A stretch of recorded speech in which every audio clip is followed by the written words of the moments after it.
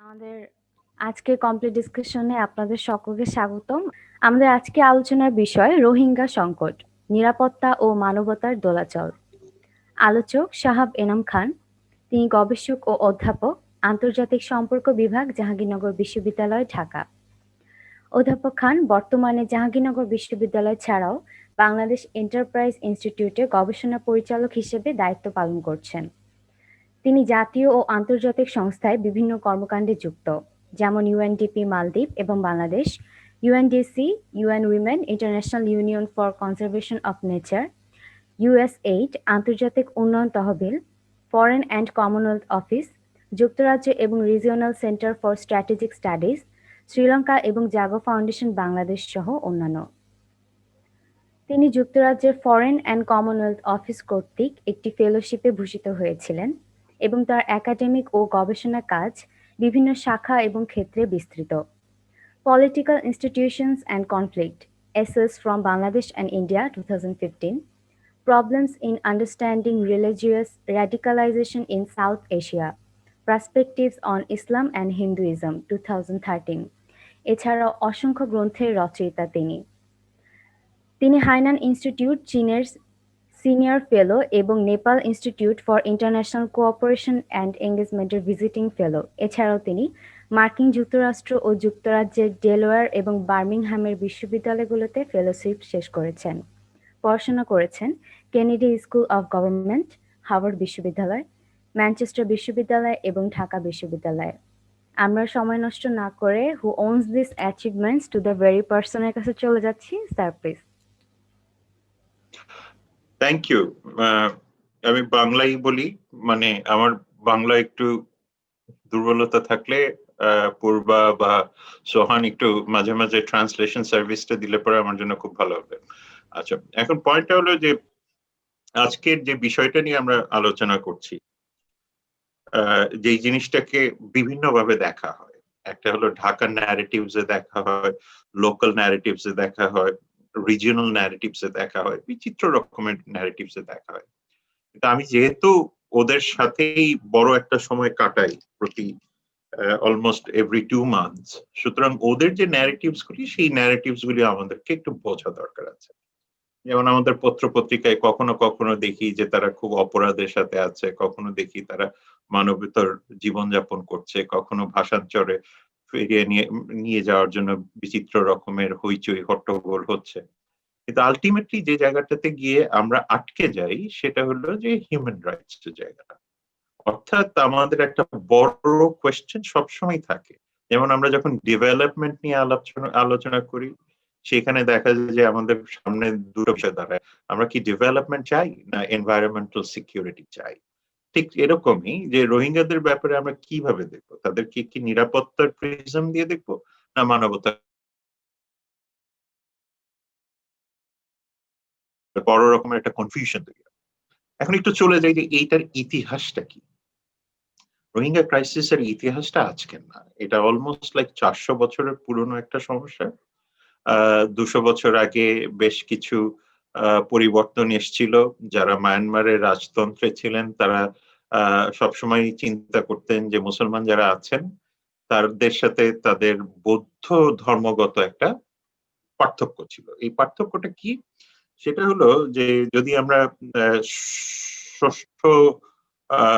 ষোড়শ দশক, সপ্তদশ দশকের দিকে যাই, তখন যারা রাজা ছিলেন তাদের জন্য একটা বড় প্রবলেম ছিল যে মুসলমানরা কোরবানি দেয়। তো সেই কারণে বৌদ্ধ ধর্মে আবার এটা নাই।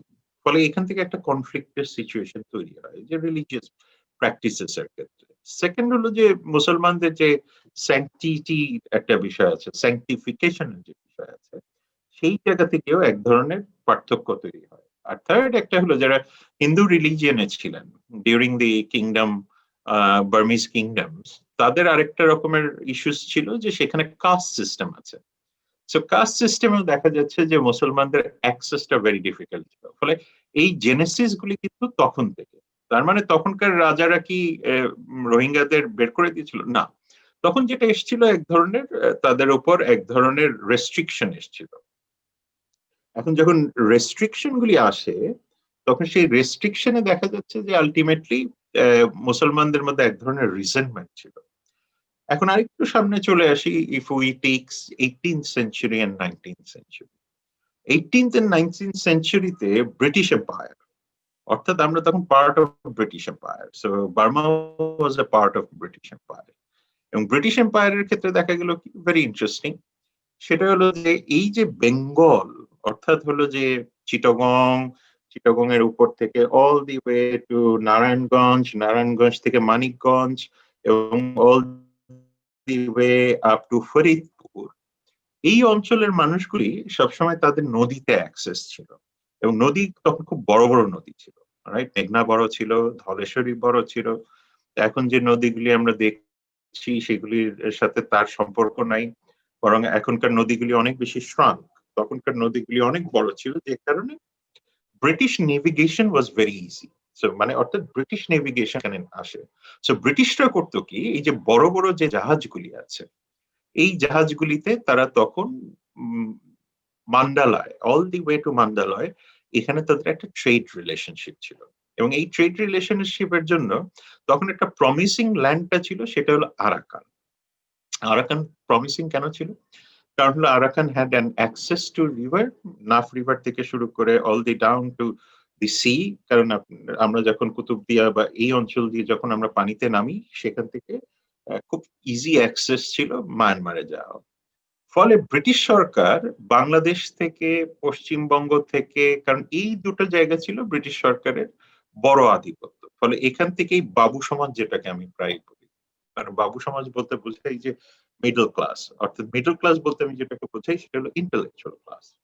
তো এই ইন্টেলেকচুয়াল ক্লাস বা এন্টারপ্রেনিউরিয়াল ক্লাস বা সাবসার্ভিয়েন্ট ক্লাস যেগুলি ছিল, অর্থাৎ ধরো জাহাজের নাবিক, হয়তো ব্যবসায়ী, স্পাইস ট্রেডার্স, মসলিন ট্রেডার্স ইত্যাদি ইত্যাদি, যারা ট্রেডার্স ছিল তাদেরকে রেঙ্গুনে নিয়ে যাওয়া।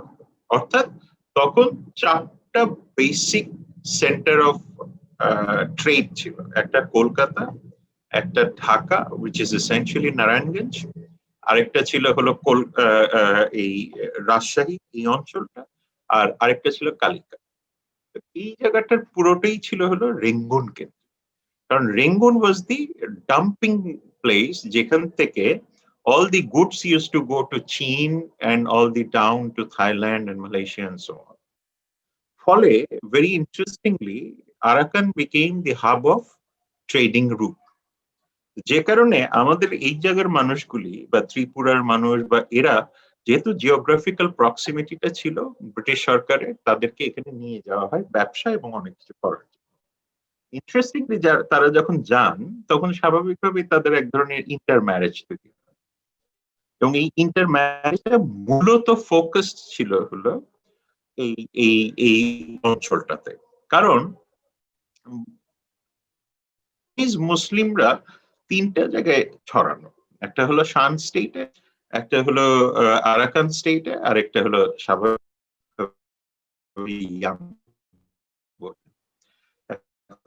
ইয়াঙ্গুনের ক্ষেত্রে কি হয়, যখন we look back into the মানে 19th century, 20th century, early 20th century, তখন যে মুসলমানদের যে ভূমিকাটা ছিল ভেরি ওয়াইড ভূমিকা, বা সুন্নি এই ধরনের আমরা একটা মুসলিম ক্লাসিফিকেশন ছিল।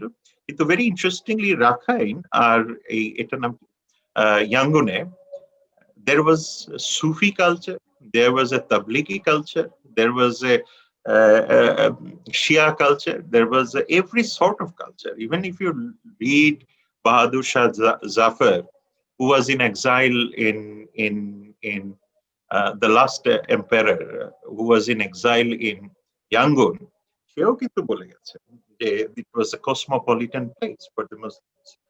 So এই জায়গাটা থেকে কেন সরে আসলো? তো তখন দেখা গেল যে 18 বা 19th সেঞ্চুরিতে আরাকান একদিকে যেমন it was an amalgamation of different religion, but on the other hand it was a place where the British and the Western powers always played an important role.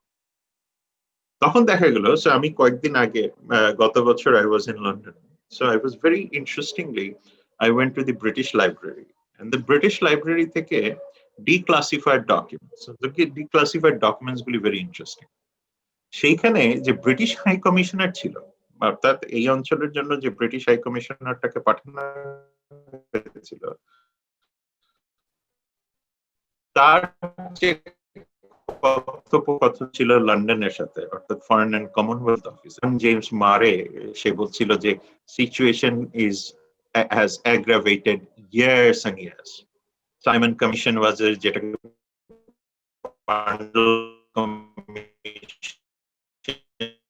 was there. Different commissions British পাঠায় to resolve the Arakan crisis. এটা হয়ে গেল। Also for the Japanese it was an access form. তো স্বাভাবিকভাবে তখন দেখা গেল the Japanese, they invested all their resources on the Buddhist, and the Brits all invested in the Muslims, because historically they were closer to the Indian subcontinent. স্বাভাবিকভাবে কিন্তু এখন একটা during the World War একটা polarization হয়ে গেল। Polarizationটা হলো যে Muslims were backing the Brits and the Buddhists were backing the Japanese. Again, দুই সম্প্রদায়ের মধ্যে একটা বড় রকমের পরিবর্তন আসলো। তার মানে এই যে মায়ানমার ক্রাইসিসটা, এটা যে শুধুমাত্র দুটা গোত্রের তা না, এখন কিন্তু দেখা যাচ্ছে এটা গ্লোবাল পলিটিক্সও ছিল। কারণ তখন তো বিশ্বযুদ্ধে you have two parties. So তখন মারে লিখছে যে দেখো, এই একে তো আগের প্রবলেম ছিল, এর উপরে এখন এই ধরনের ক্লাসিফিকেশন হয়ে যাওয়ায় দুই দলের মধ্যে স্বাভাবিকভাবে এই প্রবলেম অনেক বছর থাকবে। তো আই পিকড ইট আপ যে 1943 সালে লেখা হচ্ছে যে এই প্রবলেমের সুরাহা সহজে হবে না। এর মধ্যে মায়ানমারের পরিবর্তন আসলো, মায়ানমার স্বাধীন হলো, স্বাধীন হওয়ার পরে মায়ানমারের মিলিটারি হুন্টা আসলো, military junta was more busy with Yangon and other places. এর মধ্যে তৈরি হলো অনেক রকমের ফ্র্যাকশনস। এই ফ্র্যাকশন গুলি কেন তৈরি হলো? এই ফ্র্যাকশন গুলি তৈরি হলো মূলত তিনটা কারণ। প্রথম কারণটা হলো যে আরাকানের ক্ষেত্রে, যে আরাকানে কখনোই ডেভেলপমেন্ট হয় নাই, কারণ ওই যে 19th সেঞ্চুরি বললাম যে conflict ecosystem continued to play. Shan state, Wa state, এইসব জায়গাতেও দেখা গেল যে চাইনিজ এবং মায়ানমার সরকারের কন্ট্রোল ওয়াজ ভেরি লেস, এবং সেই সব জায়গাতে একটা বড় ইস্যু ছিল ন্যাচারাল রিসোর্স। অর্থাৎ Myanmar was very thick in natural resources. 47 এর পরে যেটা হলো যে ভেরি ইন্টারেস্টিংলি, তখন একটা কোল্ড ওয়ার ছিল, এবং কোল্ড ওয়ারে দুই ধরনের সরকার ছিল। একটা হলো ডেমোক্রেটিক গভর্নমেন্ট, যেটা ক্যাপিটালিস্ট ব্লকে ছিল আন্ডার দি ইউএস প্যাট্রন, আর আরেকটা ছিল USSR, which is union for socialist Soviet Republic. তাদের ছিল more of A socialist communist এক ধরনের অ্যাটিটিউড। এর মধ্যে দেখা গেল যে চীন এবং ইউএসএসআর এর সম্পর্কটা was very strong until they fell apart in the 60s। তাদের মধ্যে পার্থক্যটা ছিল খুব ইন্টারেস্টিং। তাদের মধ্যে পার্থক্যটা ছিল ইডিওলজিক্যাল, অর্থাৎ দুইজনই সোশ্যালিস্ট ব্লকে, socialist communism. But Beijing always perceive যে Moscow is going far ahead and devout from the scientific system of equity, যে কারণে তাদের মধ্যে ফল অ্যাপার্ট হওয়ার পরে in the 60s they fall apart. তখন যেটা হলো যে Myanmar became very much satellite to the Chinese, সুতরাং তারা চাইনিজ বলের মধ্যে চলে গেল। ভেরি ইন্টারেস্টিংলি, বাংলাদেশে যখন স্বাধীনতা যুদ্ধ হয় 72 পরবর্তীতে কিন্তু Myanmar was one of the premier countries that came to help Bangladesh. এবং ভেরি ইন্টারেস্টিংলি নেউইনের সাথে, নেউইন তখন স্বাভাবিকভাবে জয়েন করলো নন অ্যালাইন মুভমেন্টে, বললো যে আমরা neither capitalist or socialist, but দেশের নামই তো সোশ্যালিস্ট। এখন কথাটা হলো যে তারা নন অ্যালাইন মুভমেন্ট করার পরেও তাদের একটা বড় ইন্টারেস্ট ছিল যে বাংলাদেশের সাথে সম্পর্কটা তৈরি রাখা। এর মধ্যে মনে রাখতে হবে 1948-এ যখন এই ক্রাইসিস গুলি চলছে, মুসলমান এবং বুদ্ধিস্টদের মধ্যে ক্রাইসিসটা চলছে, এর মধ্যে একটা গ্রুপ অফ আরাকানিজ দে ডিসাইডেড তারা মানে পাকিস্তানের এক্সটেনশন হতে রাজি। এন্ড ভেরি ইন্টারেস্টিং, খুব স্বাভাবিকভাবে এই জিনিসটা নিউইন অ্যান্ড কোম্পানি কখনো মেনে নেবে না, কারণ হিস্টোরিক্যালি একবার মনে করেছে যে বার্মা ফ্রন্টের সময় দে বিট্রেড, আরেকবার মনে করেছে যে during different phase they had been in in conflict ইত্যাদি ইত্যাদি ইত্যাদি। পরে নেউইনের সরকারের মধ্যে ওটা রয়ে গেল, অর্থাৎ মিলিটারি সরকারের মধ্যে জিনিসটা রয়ে গেল, বললো যে এরা তো 2 দিন পর পর আমাদেরকে ছেড়ে চলে যেতে চায়। সো 48-এ they appealed to Jinnah by saying we want to be an annex to East Pakistan. So that was the very core of distrust among the Burmese military system. তো ওরা তখন বললো যে যেহেতু আমরা যেতে চাই, কিন্তু Jinnah decided not to accept it. And Jinnah said that this is Burma's internal affairs. তো এর মধ্যে দেখা গেল যে এই ধরনের ঘটনার মধ্যে মংদো থেকে 100টা পরিবার বের করে দেওয়া হয়, কারণ দ্য সিটিজ ওয়্যার টর্চড। তো ওদেরকে যখন বের করে দেওয়া হয়, এই 100টা ফ্যামিলি বা 100টা বোটস নাফ নদী দিয়ে আমাদের এই অঞ্চলে চলে আসে। That is 1948, for the first time we received refugee. এটা আজকের না, রাইট? তখনকার যে চিটাগং এর কমিশনার ছিল, সেই কমিশনারকে তখন 1 লক্ষ টাকা দেওয়া হয়। মাইন্ড ইট, 1 লক্ষ টাকা মেলা টাকা তখনকার দিনে। সো 1 লক্ষ টাকা দেওয়া হয় তাদের রিহ্যাবিলিটেশনের জন্য।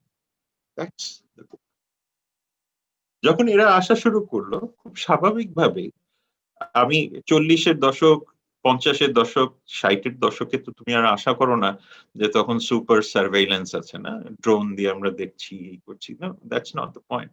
So the people had a cross amalgamation. So a cross amalgamation continued to happen.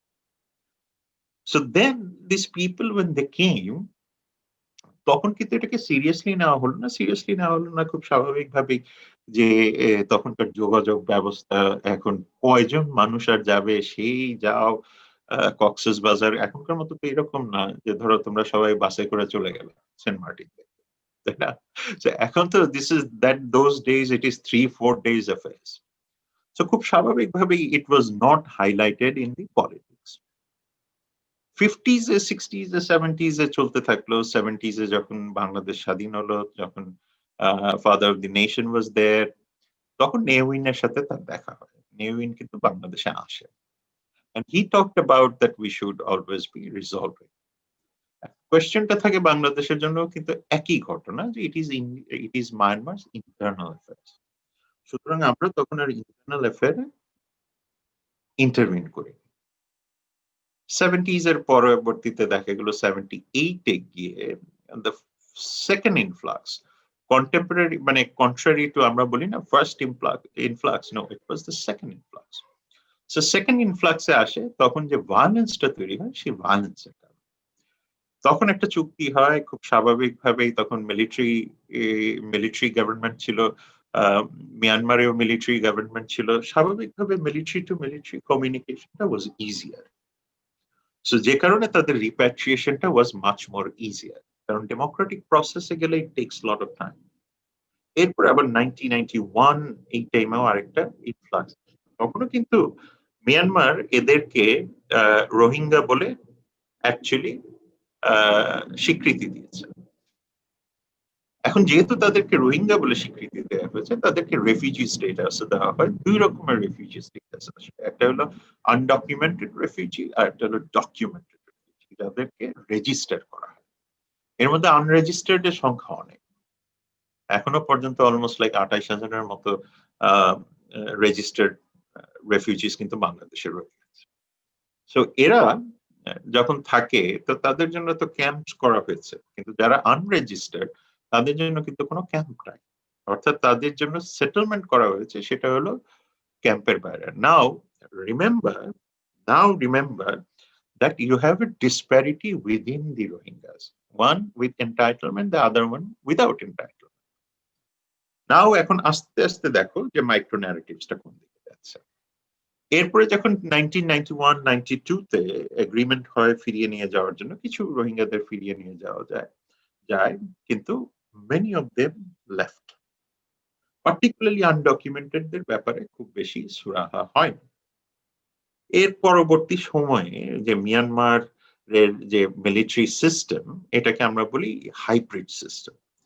Hybrid সিস্টেমে দেখা গেল যে তাদের ইন্টারনাল পলিটিক্সে বড় ধরনের একটা পরিবর্তন আসলো, এবং এই বড় ধরনের পরিবর্তনে যে মেইন অ্যাপ্রোচটা ছিল সেটা হলো তারা কনস্টিটিউশনাল ডেমোক্রেসির দিকে যাওয়া। এইটার দুটো কারণ ছিল। একটা বড় কারণ ছিল যে ওয়েস্টার্ন প্রেশার, এবং ওয়েস্টার্ন প্রেশার যদি না থাকতো তাহলে মার্কিন বা না থাকলে মায়ানমারের জন্য গ্লোবাল অ্যাক্সেস পাওয়াটা ডিফিকাল্ট হয়ে যেত। এবং এর মধ্যে আছে সুকি।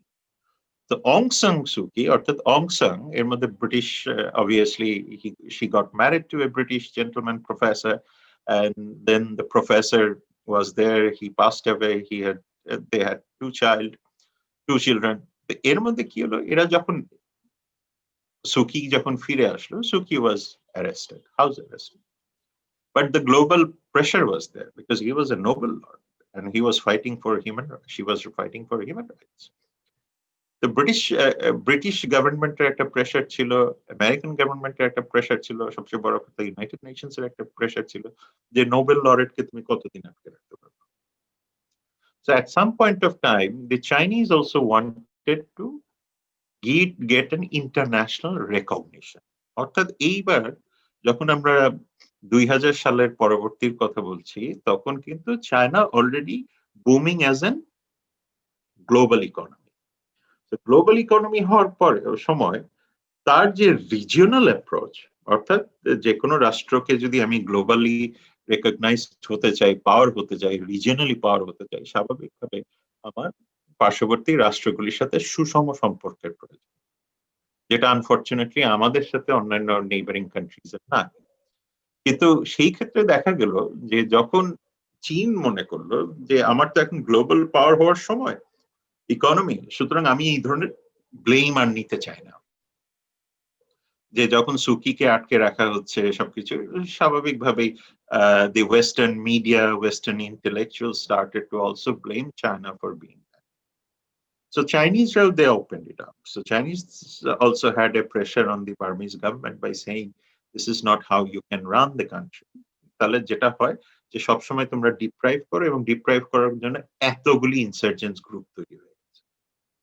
সো চাইনিজরা বললো যে ওপেন ইট আপ।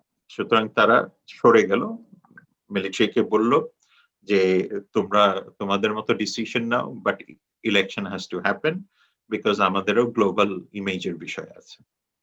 খুব স্বাভাবিকভাবে এর মধ্যে তৈরি হয়েছে ASEAN. So ASEAN also had a very much reservation, বলছে যে বাকি সব রাষ্ট্রের মধ্যে মেজরিটি হলো ডেমোক্রেটিক স্টেট এবং তোমার Democratic human rights is poor. So স্বাভাবিকভাবে ইউনাইটেড নেশনস বা মাল্টিল্যাটারাল এজেন্সিস গুলিতে this is also an embarrassment for ASEAN. As a result, যে ঘটনাটা ঘটলো, মায়ানমারে একটা বড় ধরনের পরিবর্তন আসলো, তারা একটা ইলেকশন করলো। ইলেকশনটা করলো প্রথম ডেমোক্রেটিক, এবং তারপরে কনস্টিটিউশন তৈরি করলো। এবং এর মতো উদ্ভট কনস্টিটিউশন আসলে পৃথিবীতে আর কোথাও নাই। এখন কিরকম উদ্ভট কনস্টিটিউশন? এই কনস্টিটিউশনের মধ্যে 25% সিট রাখা হলো মিলিটারি সদস্যদের। তাহলে এখন যদি একটা পার্লামেন্ট হয়, তার মধ্যে 25% তো 1/4 তো হয়েই গেল যাদের কোনো ইলেক্টেড রোল নাই, কারণ মিলিটারি তো আর ইলেকশন করে আসবে না।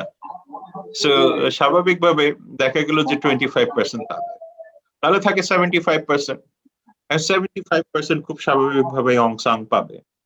অং সান এনএলডি পেলো, এবং তারা গভর্নমেন্ট তৈরি করলো। এরপরে কনস্টিটিউশনের মধ্যে আরেকটা ক্লজ আসলো যে 3টা কি মিনিস্ট্রিজ, অর্থাৎ গভর্নমেন্টের 3টা মন্ত্রী, তিনটাই হবে হলো মানে অনেকগুলি মন্ত্রীর মধ্যে যারা মেজর রোল প্লে করে, বর্ডার সিকিউরিটি, ফরেন ইত্যাদি এই টাইপের জিনিসপত্র যারা আছে, সেগুলি দেয়া হলো মিলিটারিকে। তার মানে আবার সেই ঘুরে ফিরে ওই মিলিটারি কি মিনিস্ট্রিজ গুলি রিপ্রেজেন্ট করে, এবং তারা এই সব বিষয়ের ডিসিশন নেয়। স্বাভাবিকভাবে এখন একটা স্বাভাবিক সমস্যা তৈরি হলো যে অং সান সুচির সাথে তাদের একটা গ্যাপ তৈরি হলো। গ্যাপটা হলো যে তাহলে আমার কাজটা কি? ফরেন নাই, ডিফেন্স নাই, বর্ডার নাই, তাহলে আমি কাজটা করব। তখন এসে একটা বড় আরেকটা ধাক্কা আসলো, সেটা হলো যে গ্লোবাল কমিউনিটি বলা শুরু করলো যে no, this is not how you can go. কারণ তোমাদের মিলিটারির এত হিউম্যান রাইটস ভায়োলেশন আছে যে we will put sanction on you if you don't reform. এখন সুকির জন্য একটা বড় চ্যালেঞ্জ হলো যে এই রিফর্মটা কি করে আসবে। কারণ যে পর্যন্ত কনস্টিটিউশনাল এবং সিটিজেনশিপ অ্যাক্ট গুলি চেঞ্জ না হবে, অলওয়েজ রিমেম্বার সুকি কখনোই প্রেসিডেন্ট হতে পারবে না। কারণ প্রেসিডেন্ট হওয়ার যে শর্তটা আছে কনস্টিটিউশনে, তাতে তোমার মিলিটারি সার্ভিস লাগবে। তো সুকি তো কখনো মিলিটারি সার্ভিস হয় না, ও তো লেফট রাইট করে নাই। তার মানে তার জন্য অলমোস্ট ইম্পসিবল। সেকেন্ড আরেকটা প্রবলেম আছে যে কোন রাষ্ট্রীয় নেতার ছেলে পেলে বা স্ত্রী স্বামী এরা যদি ফরেনার হয়। এখন দেখা যাচ্ছে যে সুকির 2 সন্তানই ব্রিটিশ।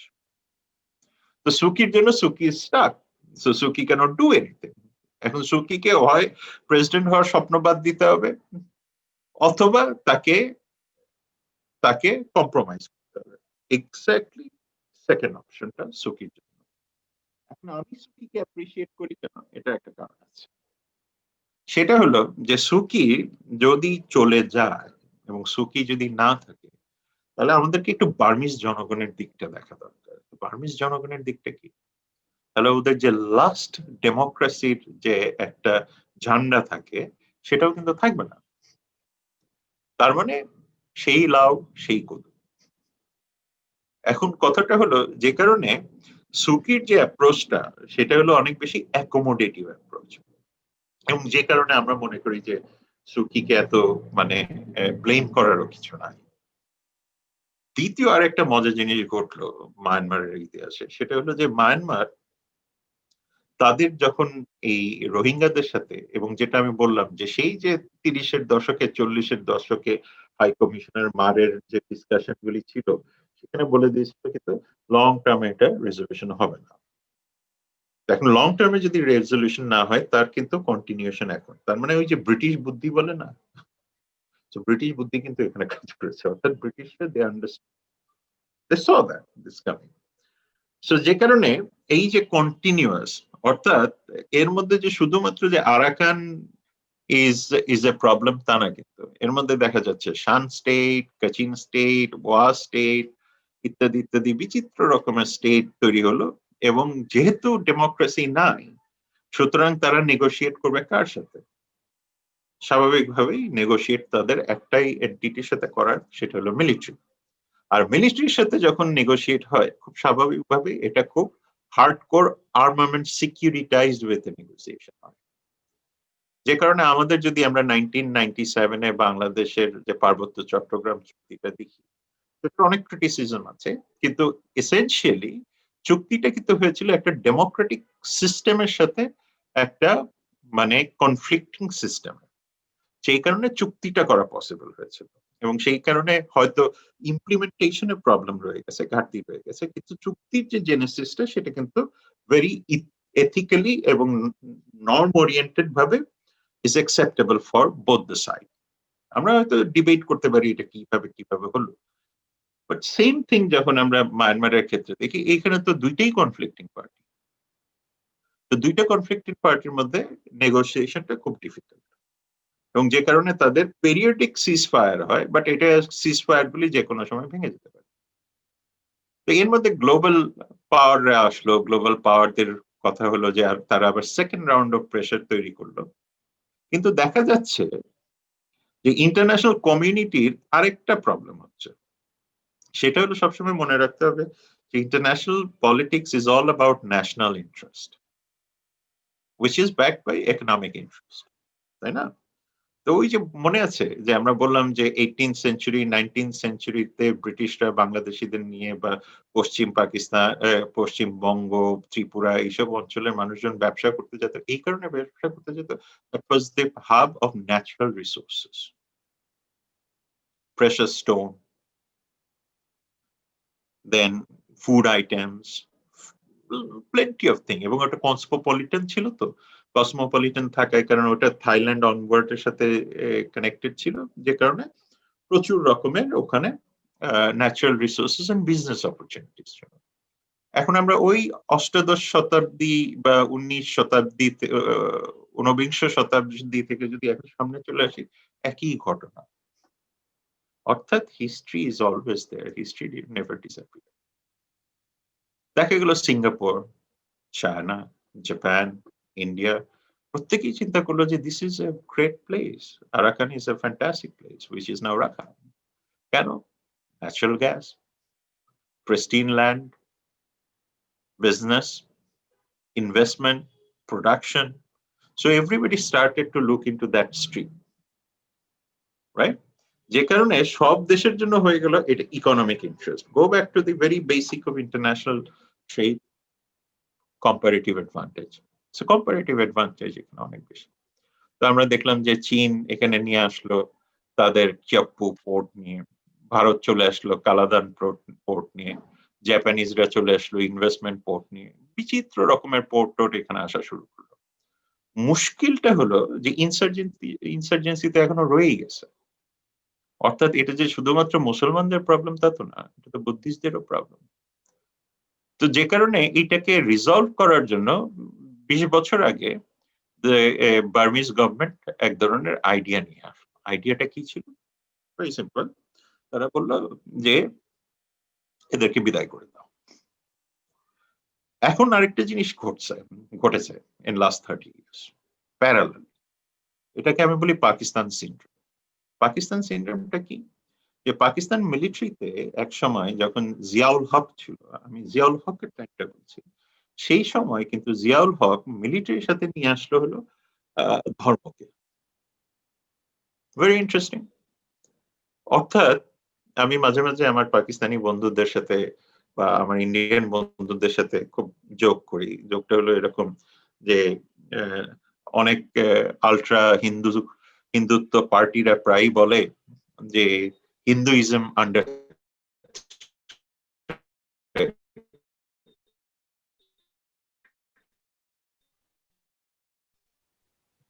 তো 1 মিলিয়ন চ্যালেঞ্জ করতে পারে, তাহলে তো ওদেরকে ক্রেডিট দেওয়া উচিত, ওদেরকে মিলিটারি বানায় দেওয়া উচিত।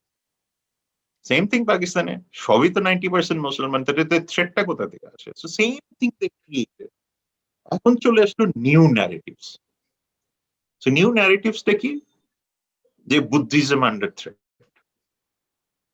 নাও এই বুদ্ধিজম আন্ডার থ্রেটটা তারা কোথা থেকে শুরু করে? Remember the British and the Japanese war in Burma front, তখন থেকে নিয়ে আসে। এখন তারা বলা শুরু করলো নতুন করে জেনেসিস যে আচ্ছা রোহিঙ্গা বলে তো কিছু নাই, কারণ এরা তো এই পশ্চিমবঙ্গ, বাংলাদেশ এই জায়গা থেকে এসছে। তো প্রজেক্টটা ছিল 80s এ, remember the term anti Indianization. Anti Indianization, কারণ তখনও কিন্তু যে ইন্ডিয়ান ন্যারেটিভসটা আছে, রাইট? 40s এর আগ পর্যন্ত তো it was an unified India. So unified ইন্ডিয়াতে তারা কিন্তু তখনও কেয়ারফুলি চিন্তা করছে যে অ্যান্টি ইন্ডিয়ানাইজেশন। অ্যান্টি ইন্ডিয়ানাইজেশনের মধ্যে পশ্চিমবঙ্গ পড়ে, বাংলাদেশ পড়ে, ইত্যাদি ইত্যাদি সবই পড়ে। তো দেখা গেল যে Indian influence is extremely high. ঠিক এই জায়গাতে ডিপ্লোমেসি কামস, ঠিক এই জায়গাতে পলিটিক্স কামস, এই জায়গাতে ট্রেড অ্যান্ড ইনভেস্টমেন্ট কামস। বাংলাদেশের ক্ষেত্রে দেখা গেল যে পররাষ্ট্র নীতির ক্ষেত্রে বা পররাষ্ট্র বিষয়ে মায়ানমারকে বাদ দিয়ে আমরা দুনিয়ার সব হাতি ঘোড়া মারা শুরু করলাম, রাইট? তখন মায়ানমারের সাথে যে আমাদের সম্পর্ক, যেটাকে আমরা বলি trade relationship, public to public relationship, cultural relationship, এটা কমে গেল। কারণ আমরা তখন চিন্তা করছি যে সোভিয়েত ব্লক, এই ব্লক, সেই ব্লক, সেই কারণে আমরা we were more interested about the West, middle east ইত্যাদি। অথচ উই ফরগট আওয়ার ব্যাকইয়ার্ড। তো ব্যাকইয়ার্ডটা যেহেতু আমরা ভুলে গেলাম। একটা সিন বলেছিলাম যে 1970s এ, আর্লি 70s এ যখন Bangabandhu was the head of the state, তখন কিন্তু নেভিনের সাথে তখনও সম্পর্ক আমাদের চলছে। কিন্তু পরবর্তীতে সময় যখন ইনফ্লাক্সটা আসে, স্বাভাবিকভাবে subsequent রেজিমগুলি started to become hostile against, not hostile in terms of war, hostile in terms of বার্মিজদের সাথে ডিস্টেন্স তৈরি করা। তো এইটার খেসারত কিন্তু আমরা অনেক পরে গিয়ে দিচ্ছি। এর মধ্যে আবার আমরা যদি চলে আসি 1500-16 দিকে, তখন যে জিনিসটা ঘটলো সেটা হলো যে বারবার যে কনফ্লিক্ট গুলি হচ্ছে এবং দ্য গ্লোবাল কমিউনিটি যেহেতু ইন্টারেস্ট রাখাইন অঞ্চলে, স্বাভাবিকভাবে they started a massive cleaning with all this history, 40s এর হিস্ট্রি, 50s এর হিস্ট্রি, অ্যানেক্সের হিস্ট্রি, পাকিস্তানের সাথে যোগ দেওয়ার হিস্ট্রি ইত্যাদি সবকিছু মিলিয়ে তারা বলল যে যেহেতু এখন বুদ্ধিস্ট ন্যাশনালিজমও তৈরি হয়ে গেছে, যেটা বার্মিজ মিলিটারি ঠিক জিয়াউল হকের মতো, জিয়াউল হক যেরকম ইসলামিক একটা হাইপ তৈরি করেছিলেন, ন্যাশনালিজম তৈরি করেছিলেন, ঠিক সেরকম মায়ানমার মিলিটারিও ঠিক একই কাজ করা শুরু। রেজাল্ট কি ছিল? Very simple. They started to clean them up by saying, but not using the force, first using the Buddhist literature. যেই কারণে ওদের উইথারুকে আমি বলতাম যে Buddhist bin Laden, right? So আমাদের মানে একটা কলঙ্ক আছে, সেটাকে বলা ওসামা বিন লাদেন, ওদেরটা হলো Buddhist bin Laden. Now this Buddhist bin Laden started to preach hatred against the Muslim community by saying ওরা গরু খায়। Interestingly, Hindu community coexisted. The very simple reason is the Hindu community, they refrain from, other cultural practice was much in line with the Buddhist. Though they're not the same religion, but the practice system, যেমন আমাদেরকে আমরা coexist করি না, আমাদের বিয়ে শাদিতে গেলে কি দেখা যায়, রাইট? আবার বিয়ে শাদিতে দেখা গেল যে ভারতের সাথে একটা সিমিলারিটি আছে, পাকিস্তানের। এই যে অ্যাসিমিলেশনটা আছে, যে হিন্দুদের অ্যাসিমিলেশনটা বুদ্ধিস্টদের সাথে, সেটা হলো মুসলমানদের হলো না। তো স্বাভাবিকভাবেই the military junta decided, let's get rid of these people, and they got rid of these people.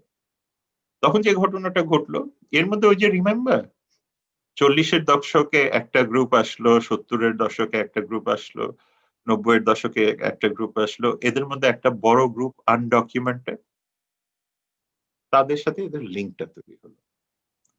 So immediately they came back. এখন তাদেরকে যখন ক্লিনজিংটা শুরু করা হলো, তাহলে একটা কোয়েশ্চেন থাকে, বাংলাদেশ তাদেরকে কেন ঢুকতে দিল, রাইট? Go back to 1971। 1971-এ যখন যুদ্ধটা হয়, সেই যুদ্ধের সময় বাংলাদেশের মানুষ রেফিউজি ছিল না? Since we were the refugees, so we understand the problem. তাই না? তো তখন একটা কথা বলা হলো যে, আমি বলছিলাম একটা জায়গায় যে একটা মা তার সন্তানকে জাহাজে ভাসিয়ে দেয় কখন? যখন ভূমি আর সেফ না, তাই না? When the land is not safe, you float your children the water, and water is equally dangerous, but still that gives you a hope যে ভাসতে ভাসতে কোথাও পৌঁছে যাবে। Exactly that happened. যখন এই পারসিকিউশনটা শুরু হলো, এই পারসিকিউশনটার মধ্যে অনেকগুলি ঘটনা ঘটলো, ন্যারেটিভস চলে আসলো। এর মধ্যে ন্যাশনালিস্ট ন্যারেটিভস আছে, এর মধ্যে রিলিজিয়াস ন্যারেটিভস আছে, এর মধ্যে হিউম্যানিটেরিয়ান ন্যারেটিভস আছে, এর মধ্যে জেনোসাইড ন্যারেটিভস আছে।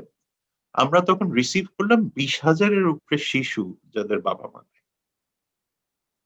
এবং আমরা রিসিভ করলাম অসংখ্য মা যারা মা হবেন কিন্তু স্বামী নেই, রাইট? তো আমাদের জন্য এটা একটা বড় ইস্যু, এই কারণে যে আমাদের সিস্টেমে, আমাদের political philosophy, not essentially political, but আমাদের সোশ্যাল ফিলসফিতে কিন্তু এই ট্রমাগুলি এখনো আছে। So always remember these two terms, the memory and trauma, right? So this trauma essentially came up.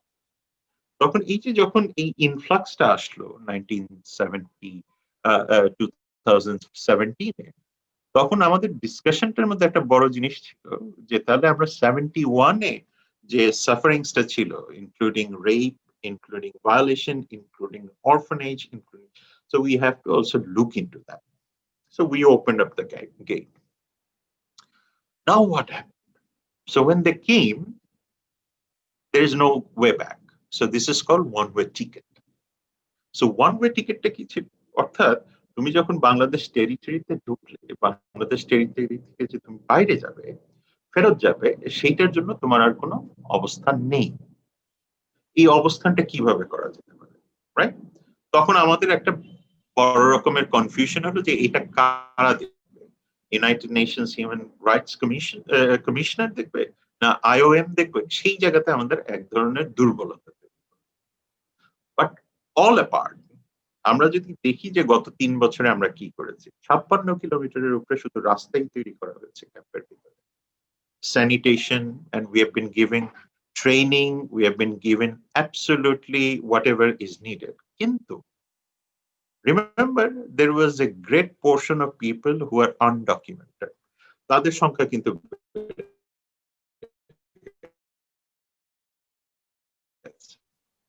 এর মধ্যে আরেকটা হোস্ট কমিউনিটির মধ্যে কি প্রবলেম ছিল, হোস্ট কমিউনিটি দেখছে যে আমরা তো অলরেডি আন্ডার প্রিভিলেজ, কিন্তু যারা দেশের বাইরে থেকে এসছে তারা আমাদের চেয়ে অনেক বেশি প্রিভিলেজড। খুব স্বাভাবিকভাবেই তখন কিন্তু সেকেন্ড লেভেল অফ ডিসপ্যারিটি তৈরি হলো। সো এই ডিসপ্যারিটিটা is a very dangerous parity, যে কারণে today what you are seeing as the conflicts between যে ওরা ক্রিমিনাল অ্যাক্টিভিটিস এর মধ্যে আটকাচ্ছে ইত্যাদি, the very reason is undocumented.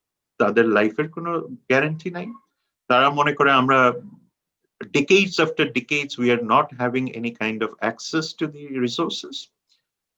তাদের মধ্যে একটা প্রবলেম। হোস্ট কমিউনিটি বলছে আমার economy has collapsed because of them, everything has gone up, price has gone up, সুতরাং আমার কোপ আপ করা যাচ্ছে না। হোস্ট কমিউনিটি বলছে, আর এইদিকে বলছে রোহিঙ্গা কমিউনিটি যে লোক যে আমাদের তো লাইফের কোনো সার্টেইনটি নাই। তুমি যখন লাইফের সার্টেইনটির কথা বলবে তখন খুব স্বাভাবিকভাবেই দুটো অব্লিগেশন চলে আসে। একটা বড় অব্লিগেশন হলো international law. Although we are not the signatory of 1951 convention, but still because we have resorted to the legalities and the philosophical standing of 1971, so therefore we have given them this space. মুশকিলটা হলো তাহলে বাংলাদেশ কেন গ্যাম্বিয়াতে গিয়ে international কোর্টে নিল না? A very simple reason is this is a group of people যাদেরকে আমরা migrants বলি, অর্থাৎ they are the forcefully displaced Myanmar population. তারা যখন এখানে আসে, আমরা কিন্তু রেফিউজি বলি না, তারা যখন এখানে আসলো তো তাদের যে লিগ্যাল প্রোটেকশনটা কি হবে, লিগ্যাল স্টেটাসটা কি হবে? The legal status is very simple, they are stateless because Bangladesh doesn't recognize them. Myanmar doesn't recognize them because of their Citizenship Act. এখন গ্লোবাল কমিউনিটি বা ইন্টারন্যাশনাল ল বা বাংলাদেশ বা অন্যান্য কোনো রাষ্ট্রের কোনো জুরিসডিকশন নাই যে ল অফ দি ল্যান্ডে ইন্টারভিন করা। সুতরাং we cannot just go and say you change your citizenship law. No, we can't do that. So as a result, these are the people who will remain stateless for unforeseeable period. যখন you see that you are not getting recognized, এর মধ্যে আরো একটা interesting ব্যাপার আছে। মুসলমানদের জন্য রাখাইনে একটা ল আছে, not law, it's basically directive, যে তাদের দুটার বেশি সন্তান থাকতে পারবে না। মুশকিলটা হলো যে রাখাইনদের সন্তানের সংখ্যা যেভাবে বাংলাদেশে বলা হয় যে মানে they have billions, no, that's not right. But essentially যেটা আছে যে প্রচুর ফ্যামিলি যাদের দুটোর বেশি সন্তান আছে। এখন মুশকিল হলো যে থার্ড সন্তান বা ফোর্থ সন্তান বা ফিফথ সন্তান যে আছে তার কোনো রেকগনিশন কিন্তু মায়ানমারের লতে নাই। Even if you change the law, then the problem is these kids will not be able to go. তাহলে কোন বাবা মাটা অ্যাকচুয়ালি তাদের সন্তানকে ছেড়ে যাবে? The third dynamic scheme, it is called identity. তো যে বাচ্চাগুলি জন্মগ্রহণ করেছে বা যে বাচ্চাগুলি এখন বড় হচ্ছে বা যাদের বয়স 18 নিচে, they are also worried যে who are we? So if I say I'm a Burmese, then nobody accepts.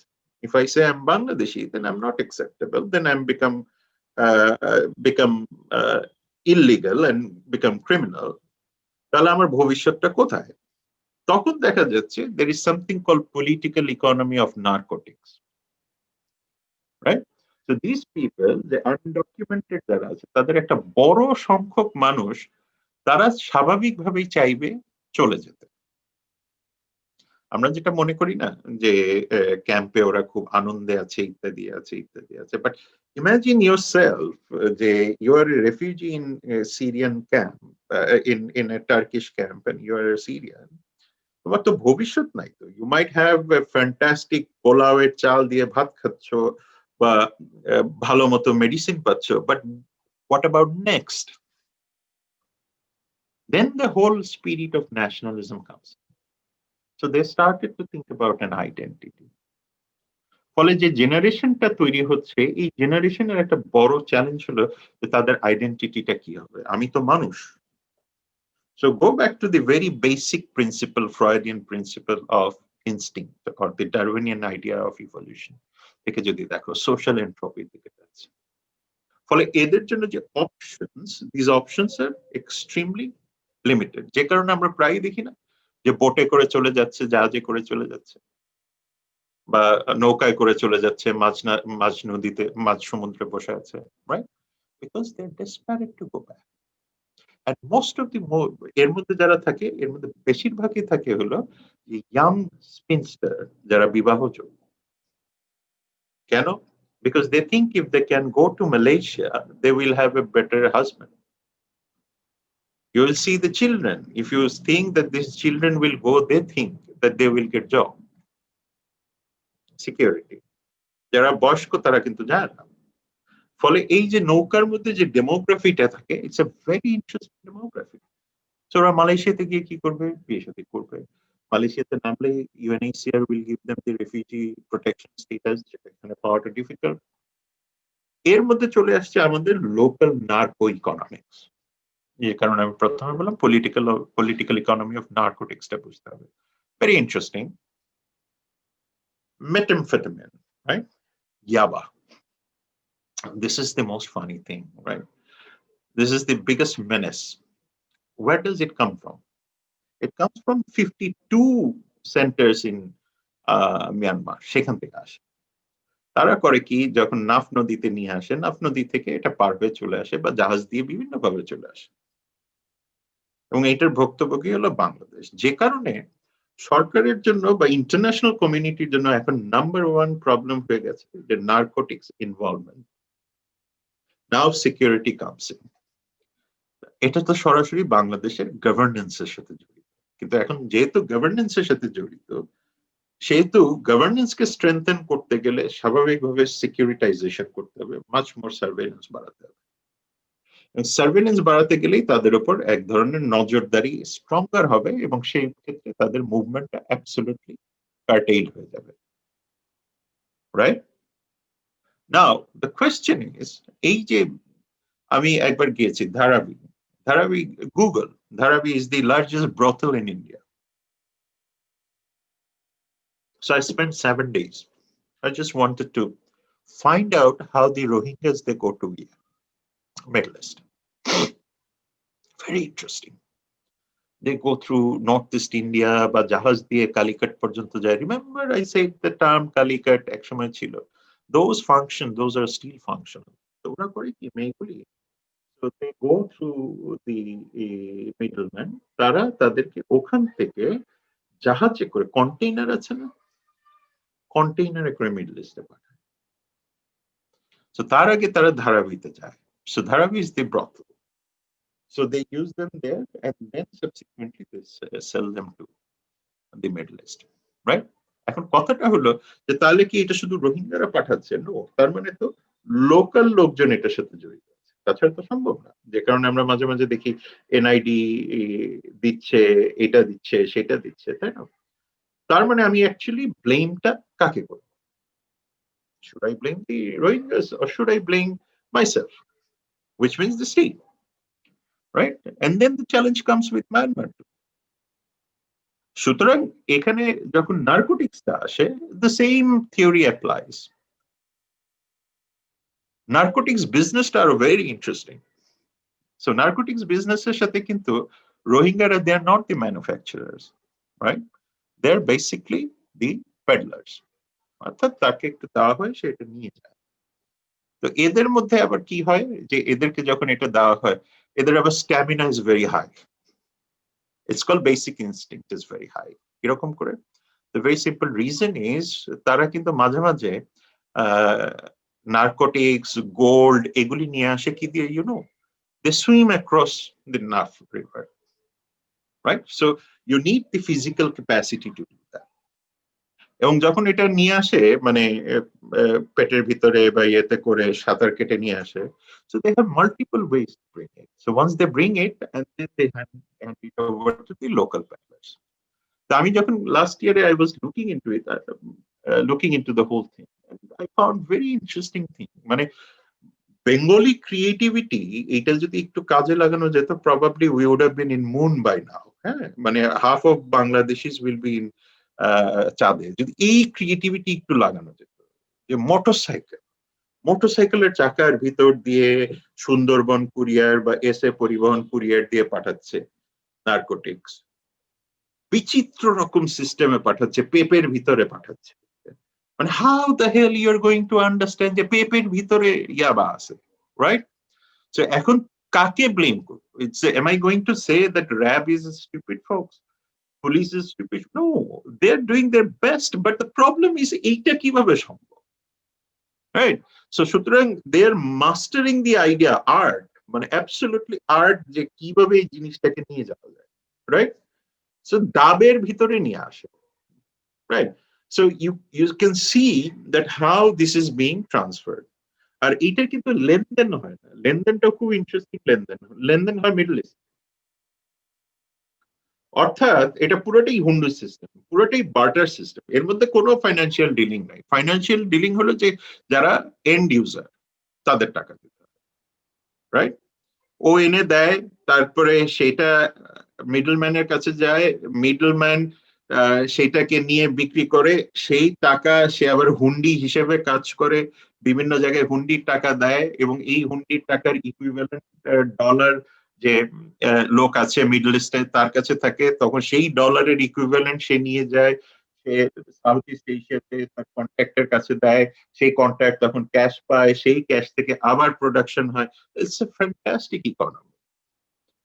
I mean, Adam Smith বেঁচে থাকলে মানে he would have been like amused যে কি করলাম জীবনে। I mean, I was telling Amartya Sen যে sir এটা কি হইলো।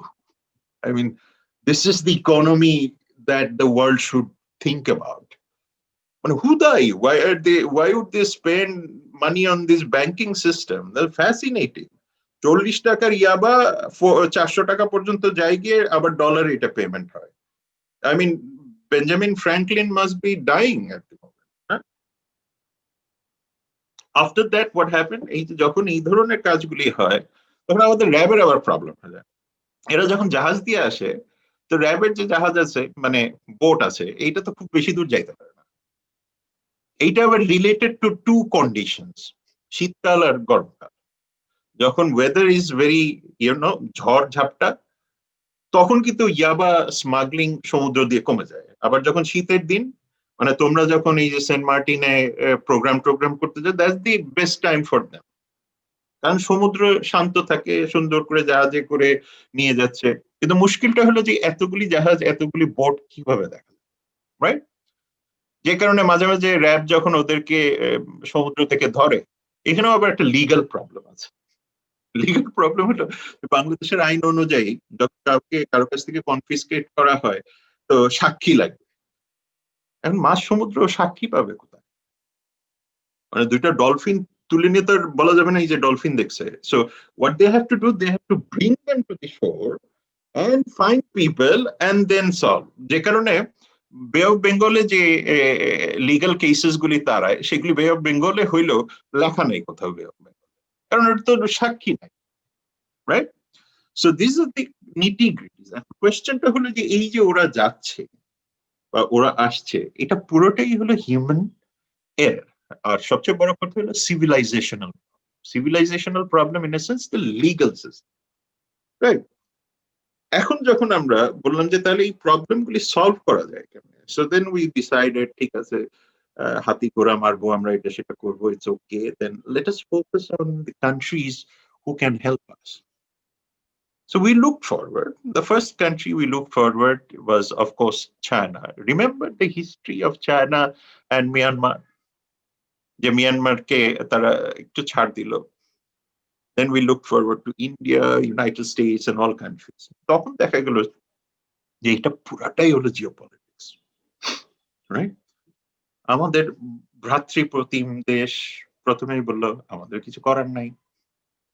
So they said তারা রোহিঙ্গা শব্দটাই ব্যবহার করে না। চীনারা বললো আমরা তোমাদের সাথে মিডলম্যান হিসেবে কাজ করব। ওয়েল, এটা কিছুটা স্লোলি চলছে অ্যাটলিস্ট একটা দেশ তো কাজ করছে। United Nations, OIC. Now this is a very interesting thing. OIC came forward, Organization of Islamic Countries. তো তারা কি করলো?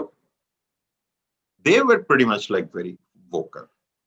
কারণ তাদেরও অনেকদিন ধরে কোনো কাজ টাজ নাই, ওআইসি এই তেল বিক্রি করা ছাড়া কোনো কাজ টাজ নাই, আর দামি দামি গাড়ি চালানো ছাড়া কোনো কাজ নাই।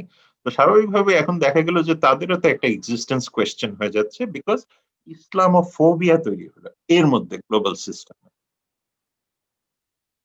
তো আমাদের এই যে মিডল ইস্টের এই নদরকান্তি গুলিকে তখন বলা হলো যে ইসলামোফোবিয়ার কারণে তোমারও existence question. So then they started to think, হ্যাঁ correct, এর মধ্যে একটা গ্লোবাল প্রবলেম হলো সিরিয়াকে নিয়ে, আইসিস নিয়ে, ইত্যাদি ইত্যাদি নিয়ে, টার্কিশ বিচিত্র রকম কান্ট্রি, কনফিউশন। এর মধ্যে ওআইসি বললো যে আমাদেরও তো একটা কিছু করা উচিত, এই কারণে যে নাহলে তো আমরা গ্লোবাল জিওপলিটিক্যাল সিস্টেমে উইল বি স্টাক। তো তখন তাদেরকে বাংলাদেশ বোঝাতে সক্ষম হলো যে এগুলিও মানুষ, এদেরকেও আমাদেরকে এখন কিছু করতে হবে। সো খুব স্বাভাবিকভাবে Bangladesh's proposal was accepted, and all of them actually supported Bangladesh. So we went to international court. International court e jawar pore, of course, we didn't go. We supported the process. Gambia filed it. এবং Gambia filed করার পরে কিন্তু ultimately দুটো report তৈরি হলো, Annan commission report and independent report, একটা fact finding report. So এই রিপোর্টগুলির উপরে দেখা গেল যে না, this is a perennial problem. As a result সুকির জন্য আর কোনো অপশন থাকলো না rather than to accept the fact that it was a genocide. তখন কি করলো ইন্টারন্যাশনাল কোর্ট? তাদেরকে একটা রুলিং দিল যে আগামী 6 মাসের মধ্যে কি কি ইমপ্রুভমেন্ট হয়েছে সেগুলি দেখানোর জন্য। এর মধ্যে চলে আসলো তো ইলেকশনের পার্ট তো বললাম। এর মধ্যে দেখা যাচ্ছে যে এই অঞ্চলটাকে ঘিরে মার্কিন যুক্তরাষ্ট্রের একটা হঠাৎ ভালোবাসা জেগে উঠল। তো ভালোবাসাটা কি basically? what did they want? So they were saying that their major problem is with China. তো মজার ব্যাপার হলো ঠিক এই টাইমটাতে coincidentally or incidentally or maybe God's joke with the humanity, Donald Trump became president. এখন ট্রাম্প আসার পরে তো Trump is started to do everything. একদিন সকালবেলা এটা করব, বিকালবেলা ওইটা করব, সন্ধ্যার সময় এটা করব, ইত্যাদি ইত্যাদি ইত্যাদি চলছে। তার প্রধান বন্ধু হয়ে গেল আরেকজন ইকুয়ালি, সে হলো মোদি সাহেব। সো মোদি সাহেবকে নিয়ে তার মনে হলো যে এখন আমরা সবাই মিলে চীনকে দোলাই দেব। মুশকিলটা হলো চীন is now A global power because of economy, right? যে কারণে আমি আমার এক আমেরিকান বন্ধুকে জিজ্ঞেস করছিলাম যে আচ্ছা, চীন যদি তোমাদের দেশে কাঠ পেন্সিল রপ্তানি করা বন্ধ করে তাহলে তোমরা কি করবা? বলে কলমের দাম বেড়ে যাবে, ছেলেপেলে লিখতে পারবে না। Very simple thing. আমি বললাম exactly that's the reality, right? মানে চীনাদের কাজ, মানে তোমার একটা জিনিস বুঝতে হবে, যেই জাতি দুইটা কাঠি দিয়ে ভাত খাইতে পারে, they can do anything, right? So the very simple thing is chopstick দিয়ে যখন খাচ্ছে, so they remarkably powerful nation, right? দুই হাতে না। So that itself is a cultural uniqueness. So এই জাতি কি করতে পারে? এই জাতির হিস্টোরিক প্রবলেম আছে চীনের, ভারতের সাথে, ম্যাকমোহন লাইন।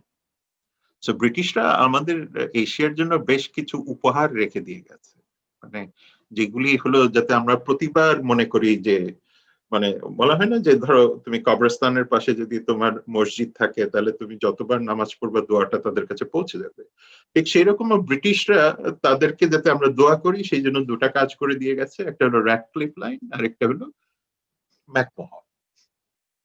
সেইটা দিয়ে পার্মানেন্টলি বৈরিতা তৈরি করে দিয়ে গেল চীন আর ভারতের মধ্যে, আর বাকিগুলি দিয়ে করে দিয়ে গেল পাকিস্তান আর ভারতের মধ্যে, রাইট? সো চীন চিন্তা করা শুরু করলো যে এই যে ট্রাম্প মশাই এবং তার বন্ধু হাউডি মোদি দুইজন মিলে মানে started to tickle. Chinese say 62 we had war. We never recognized the Zhou Enlai categorically said United Nations, no, nothing doing. They started to say, okay, we will fight them. So they started the fight. এবং ইন্ডিয়ানরা একসময় ভুলে গেল, যেহেতু Trump মশাই ওখান থেকে বলে যাচ্ছে, মানে ওই যে যেটাকে আমি একদম ক্লিয়ার বাংলাদেশি পলিটিক্স এর সাথে মিলায় বলি, শুক্কুর ভাই এগিয়ে যাও আমরা আছি তোমার পিছে সর্ট অফ থিং, মানে মোদি ভাই এগিয়ে যাও আমরা আছি তোমার পিছে। তো মোদি ভাইকে ঠেলে দেওয়া হতো, মোদি ভাই গেলেন, যুদ্ধ শুরু করলেন, এর মধ্যে তো মারামারি হয়ে লাদাখে বিভিন্ন রকমের ঘটনা হয়ে গেল। ঘটনা হয়ে যাওয়ার পরে তারা তো লাদাখ টাদাখ দখল করে বসে আছে, তারাও এখন বলছে যে 62-তে আমাদের যেসব প্রবলেম ছিল এগুলি আমরা সব সলভ করব। তার মানে তাদের বর্ডার মীমাংসা হয়, right?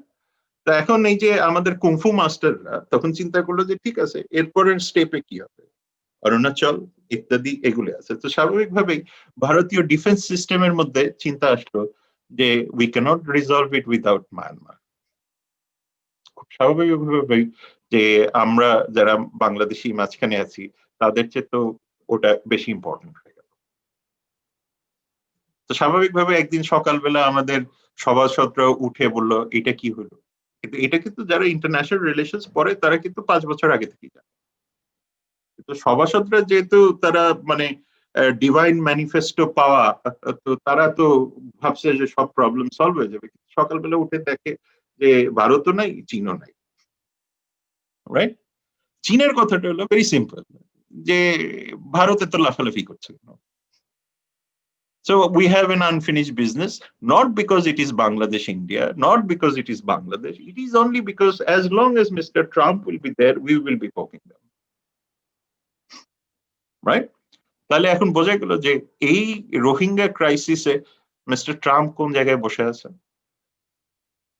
Okay, so the global পলিটিক্সে তখন কি আসলো, যে সাউথ চায়না সি, এর মধ্যে ভারত বলল যে সাউথ চায়না সিতে অমুক লাগবে তমুক লাগবে, এটাকে ডিমিলিটারাইজ করতে হবে, ডিসিকিউরিটাইজ করতে হবে। এর মধ্যে তো স্বাভাবিকভাবেই চীনের কথা হলো আই ডোন্ট বদার, তোমার এত মাথা কামানো কেন, তুমি আসো বে অফ বেঙ্গলে, তোমার এইখানে এসে মাথা কামানো, তোমার তো ভারত মানে চীনের সাথে এত আমেরিকার সাথে এত লাফানোর দরকার নাই।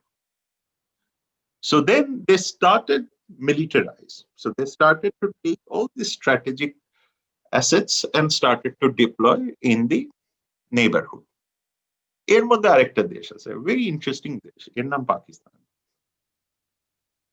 Pakistan became the satellite state of China.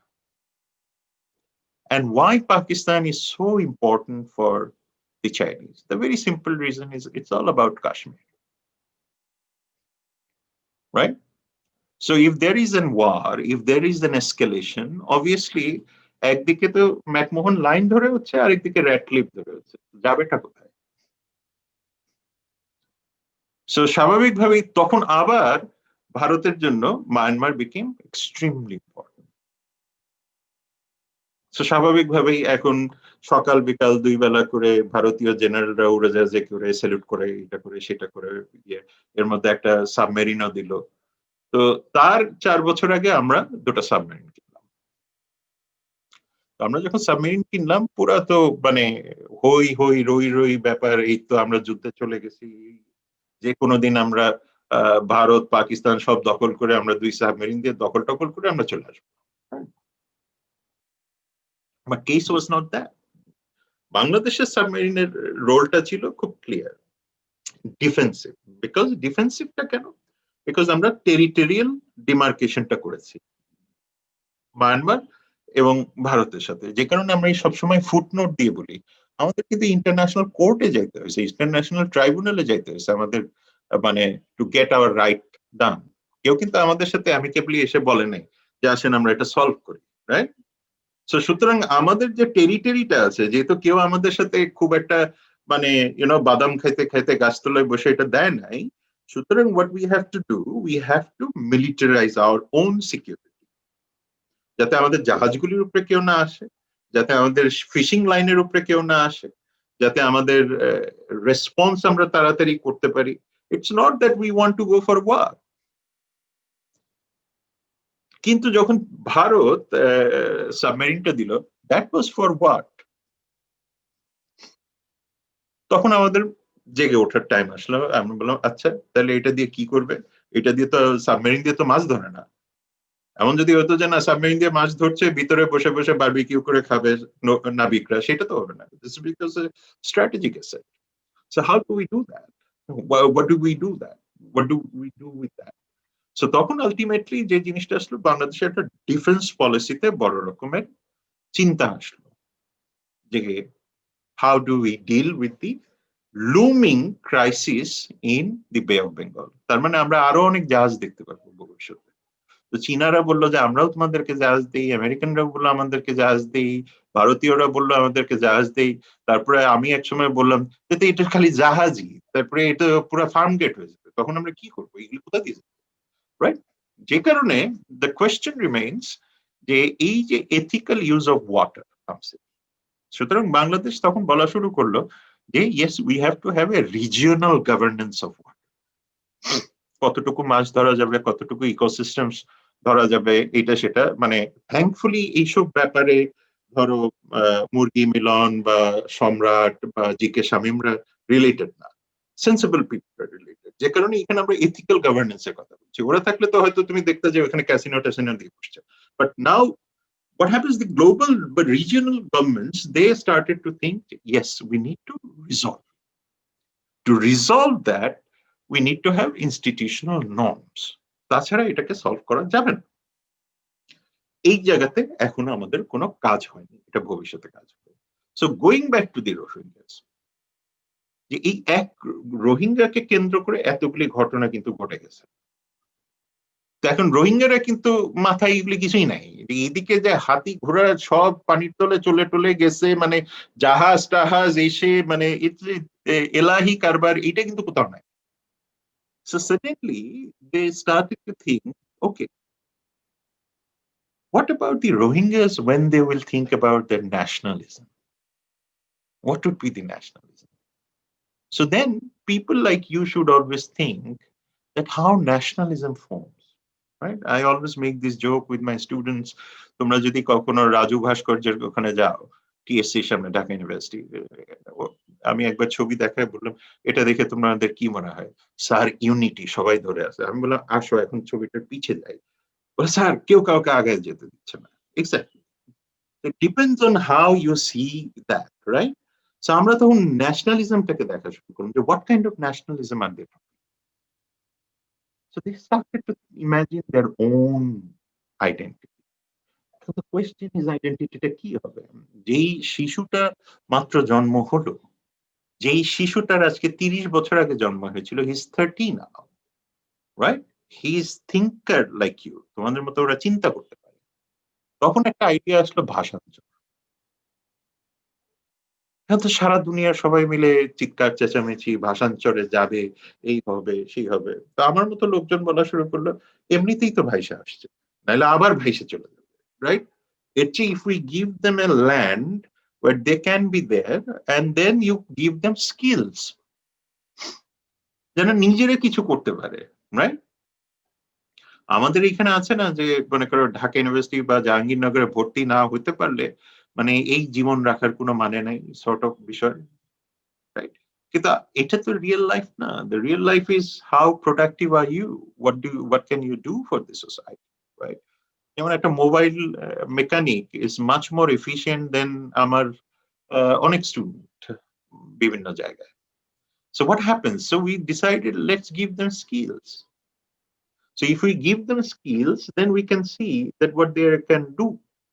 নিজেরাই নিজেদের মধ্যে মার্কেট তৈরি করে ফেলতে পারবে, রাইট? তখন তো আমি অন্ততপক্ষে মায়ানমারকে বলতে পারবো যে এই যে স্কিল পিপল আছে, তুমি যেটা 100 বছরে পারো নাই সেটা আমরা করে দিয়েছি। যে কারণে আমি যখন বাইল্যাটারাল টক গুলিতে বসি মায়ানমারের সাথে, তখন কিন্তু আমি বলতে থাকি যে আমাদের ক্যাম্পে আমরা কি কি করেছি। 56 কিলোমিটারের উপর রাস্তা আছে, প্রোটেকশন আছে, everything. There are hundreds of thousands of people are getting medicine every day. Every day this is not our job. This is not United Nations job, but this is essentially Myanmar's job. So আমাদের প্রবলেমটা হলো এই ন্যারেটিভসটা আমরা তৈরি করতে পারি যে are you ashamed of this humanitarian disaster? Right? The shaming remains as a major problem in international politics. So they will always remain hostage to international politics. And international politics is all about interest.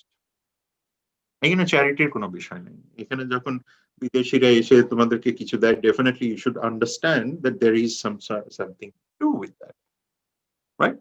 Even 80s 70s 80s এ বিদেশিরা এসে বিভিন্ন জায়গায় যে বিভিন্ন রকমের medicine দিত free, experiment, এটা তো আর কোথাও পারবে না। মানে ইংল্যান্ডে তো তুমি হিউম্যান এক্সপেরিমেন্ট করতে পারবে না। তো এখানে আমাদের যে মানে নোবেল লরেটরা আমাদের ডিসিশন মেকিং এ থাকে, রাইট? তাদের অনেকেই তো এই সেন্স গুলি নাই। সো তুমি এখানে আসছো, ভ্যাকসিন দিচ্ছ, টিকা দিচ্ছ, ওরাল কন্ট্রাসেপটিভ খাওয়াচ্ছ, ইত্যাদি ইত্যাদি খাওয়াচ্ছ, তোমার তো ডেটা হয়ে যাচ্ছে। Then you can always go back and say okay this is the data I have. Human বডিতে এই ধরনের ইমপ্লিকেশনস হয়, কিন্তু আমাদের এখানে তো ওটা খবর নাই। So then the whole thing, the global experiment came in. So I mean, sometimes I feel that this is becoming a next Kosovo. If we are not able to really solve their problems, then obviously they will at some point of time ask for who we are. Something like that I would ask all of you, who you are. Who are you? Tumike. Are you a Bangladeshi? Are you a Bengali? Are you a Muslim? Are you what? তোমার কিন্তু answer আছে, ওর কিন্তু answer নাই। That's the challenge. That's the fear. And how do we answer? How do we make them enabled to understand that you have an identity, but what is your identity that Bangladeshis cannot tell them? And identity crisis is always the root cause of every instability, starting from Kosovo, starting from any war, Second World War, 1971, everywhere you have seen that. সুতরাং এই যে micro narratives গুলি আছে, when you listen to their stories, how they were violated, how they were raped, how they were beaten, how they were like, became absolutely paralyzed, what would be the future of these kids, how these kids will see, আমরা যদি তাদেরকে push করে দেই out of our grace, they will always think us as the enemy. এবং সেই ক্ষেত্রে যখন আমাদেরকে এনিমি ভাববে, স্বাভাবিকভাবে এটার একটা রেপারকেশন হবে। সুতরাং we have to be very very inclusive too.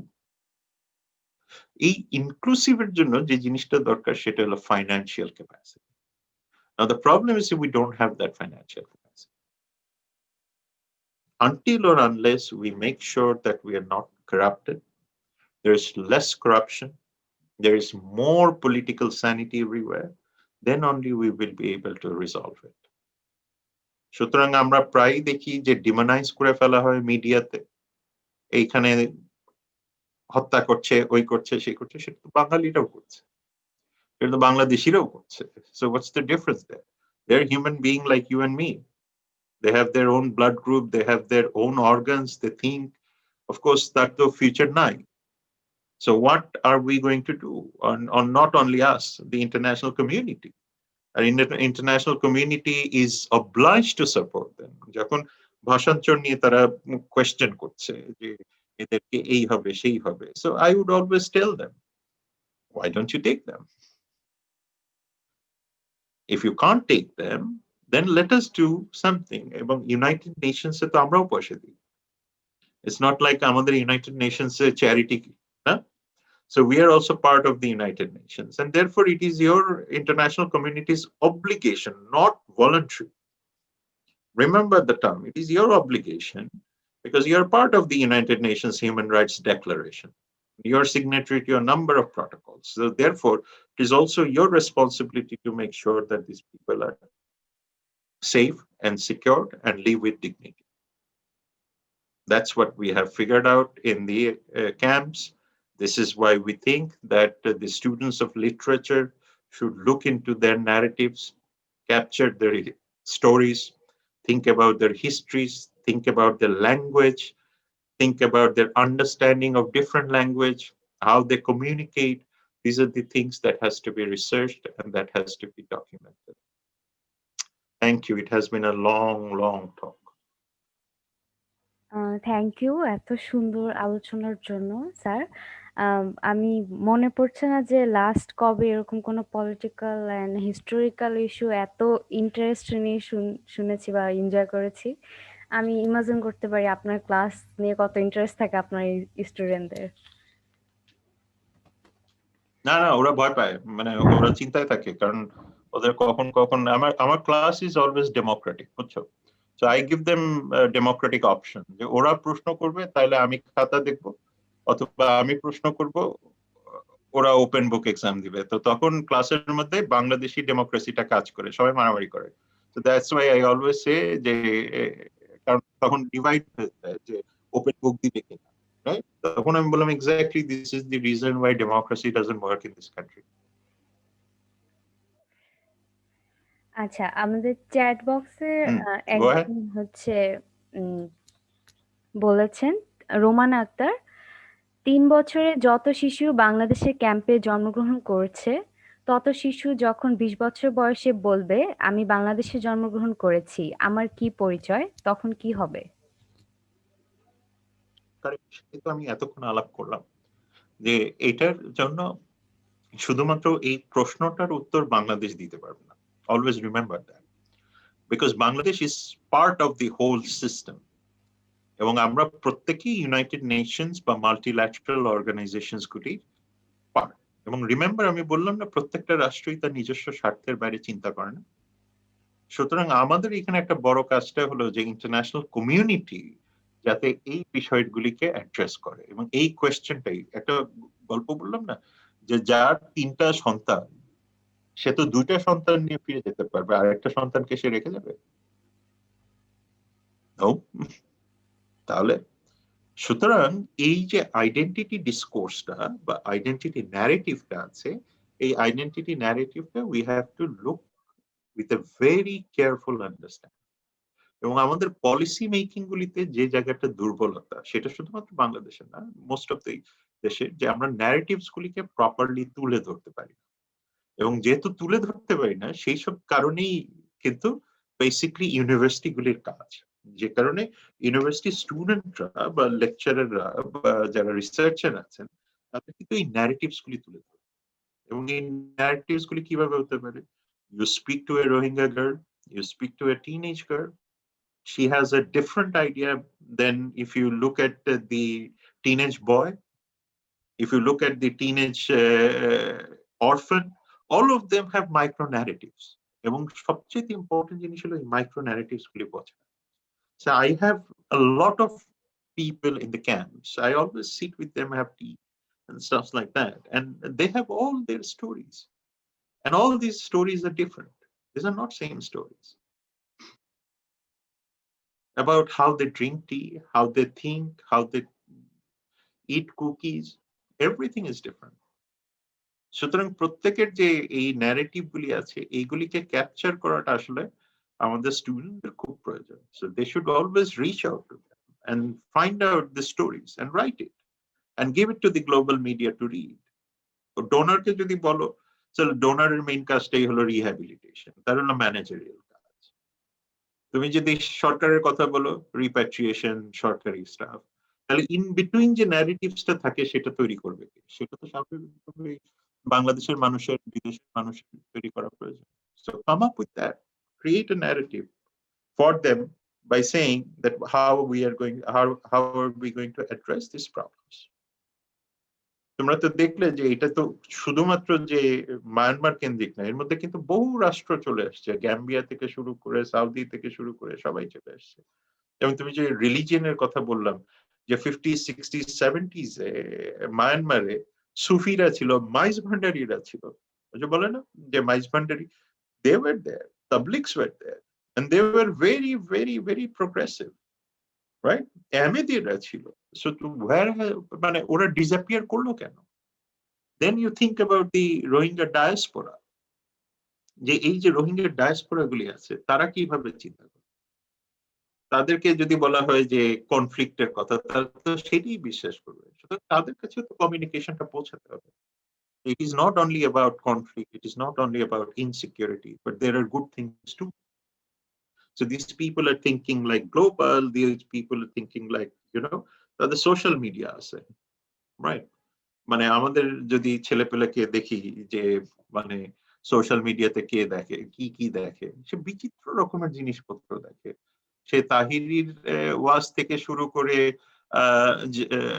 Jacqueline Fernandez সবকিছুই সারাক্ষণ দেখছে। এবং if you go to Facebook, you would always see that heavy makeup and taking selfie as well. Me too. I mean, I don't say I don't. But the point is, but if you look at them, find out what they think in the social media. See how they project themselves. What do they think যখন একটা 10 বছরের বাচ্চা 12 বছরের বাচ্চা তার ঠিক সমবয়সী একটা বাচ্চাকে দেখে যে টিকটকে বা ইয়েতে, রাইট? স্বাভাবিকভাবেই তার মধ্যে কিন্তু একটা frustration চলে আসে। And this is human nature. This is a Freudian thing, right? So you have to look into those social entropy, social capital, social fabric. So these are the things you have to bring it out and put into the table for discussion. Thank you sir. আমাদের মাঝে খান Tausif Osman sir আছেন। তিনি Italy সালার্নো বিশ্ববিদ্যালয়ের গবেষক এবং একজন teacher. Sir কিছু বললে অনেক খুশি হতাম। ও থ্যাংক ইউ সোহান। আমি তো আসলে মানে এই বিষয়ে তেমন কিছু জানি না, কিন্তু আমি পুরোটা বক্তৃতার মধ্যে ছিলাম, আমার খুবই ভালো লেগেছে। আমি তো মানে সাহিত্যের মানুষ, তো এত খুঁটিনাটি অনেক এই বিষয়টার যে জটিলতা আছে সেটা স্যার যেভাবে করে তার বক্তৃতায় নিয়ে এসছেন, সেটা খুবই এনজয়েবল একটা এক্সপিরিয়েন্স ছিল আমার জন্য। আরেকটা বিষয় স্যার যদি আমি জিজ্ঞেস করতে পারি, সেটা হচ্ছে যে আমাদের পপুলার মিডিয়ায়, যেমন ধরেন নিউজ পেপারে ধরেন রোহিঙ্গা সম্পর্কে যত ধরনের খবর পাওয়া যায় তার 90% হতে পারে এরকম যে ওরা চোর, ওরা মানে ইয়ে করতে গিয়ে ধরা খেয়েছে, স্মাগলার বা পাসপোর্ট করতে গিয়ে ধরা খেয়েছে, এরকম। এর ফলে এই ধরনের একটা মিডিয়েটেড রিপ্রেজেন্টেশনের ফলে মানুষের মনে রোহিঙ্গা বলতে এখন একটা গালিতে পরিণত হয়েছে। এটা খুবই দুর্ভাগ্যজনক। দুর্ভাগ্যজনকের সাথে সাথে এটা অনেক বিপজ্জনকও বটে, কারণ এরকম একটা ইয়েকে, একটা জনগোষ্ঠীকে আমরা যদি ভিলিফাই করে ফেলতে পারি, মার্ক করে ফেলতে পারি যে তারা আমাদের সোসাইটিতে, তারা আমাদের ভেতরে আদার হিসেবে আমরা চিহ্নিত তো করেই ফেলেছি, আরো ভয়াবহ রকম ভাবে ওদেরকে ডিমোনাইজ করা হয়েছে। আপনার ওরা যেটা করে, ধরেন স্মাগলিং বা ইত্যাদি, সবকিছুই তো অস্তিত্বের প্রয়োজনে। তো আমার মনে হয় যে এখানে একটা ভবিষ্যতে রোহিঙ্গা জনগোষ্ঠী এবং বাঙালি জনগোষ্ঠীর মধ্যে এক ধরনের জেনোসাইডাল ভায়োলেন্সও তৈরি হবার একটা সম্ভাবনা তৈরি হয়ে যায়। আপনি এই বিষয়ে যদি একটু কিছু মন্তব্য করেন, এবং আমাদের পপুলার রিপ্রেজেন্টেশনকে আমার মনে হয় যে আরো অনেক বেশি দায়িত্বশীল হওয়া উচিত। এটা বিষয়ে কি কিছু করা যায় কিনা, কোনো ফোরামে তাদেরকে বলা যায় কিনা? আই থিঙ্ক এটা আপনি অসম্ভব একটা গুরুত্বপূর্ণ বিষয় নিয়ে এসেছেন।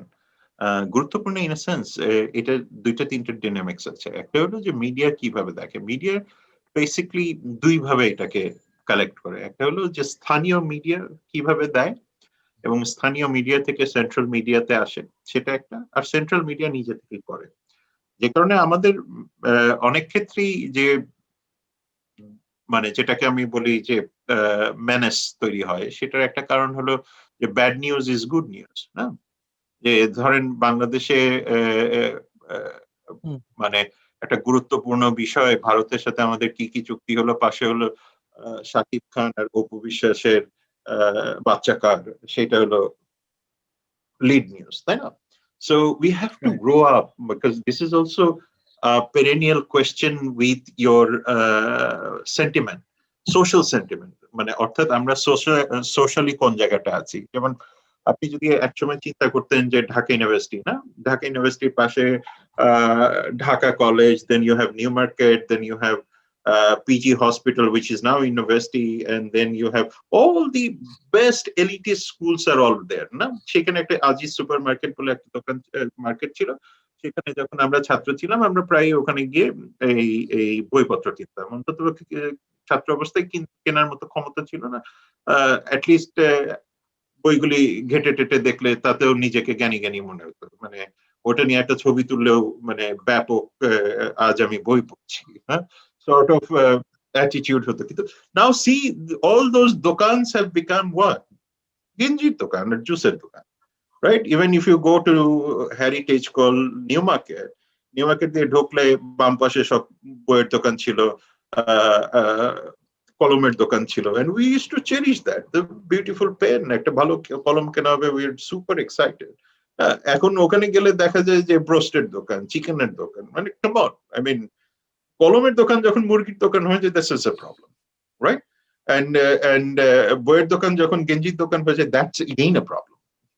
তার মানে you need those things to project yourself, অর্থাৎ জ্ঞানটা এখানে বড় ব্যাপার না। ফলে আমাদের যে overall communication system, social communication system থেকে শুরু করে মিডিয়া কমিউনিকেশন সিস্টেম, সেখানে একটা বিশাল দুর্বলতা চলে আসছে। আপনি যদি মেইন স্ট্রিম মিডিয়াগুলি দেখেন, অনেক ক্ষেত্রেই কিন্তু বারবার মানুষজন এখন সোশ্যাল মিডিয়াতে চলে যাচ্ছে, মানে ইউটিউব অন্যান্য জায়গায় মিডিয়া সোর্সে চলে যাচ্ছে, because they are distasted with this, যে মানে এগুলি কি হচ্ছে। ইভেন আপনি যদি টক শোতে দেখেন, আমাকে মাঝে মাঝে যদিও দেখা যায়, কিন্তু আপনি দেখবেন যে সব গ্ল্যাডিয়েটররা, মানে অ্যাজ ইফ একটা ব্যাপার হচ্ছে যে রোমান কলোজিয়ামের মধ্যে আছে, এই মুহূর্তে এখন যুদ্ধ হবে, মানে গ্ল্যাডিয়েটররা এসে সবাই যুদ্ধ করবে, রাইট?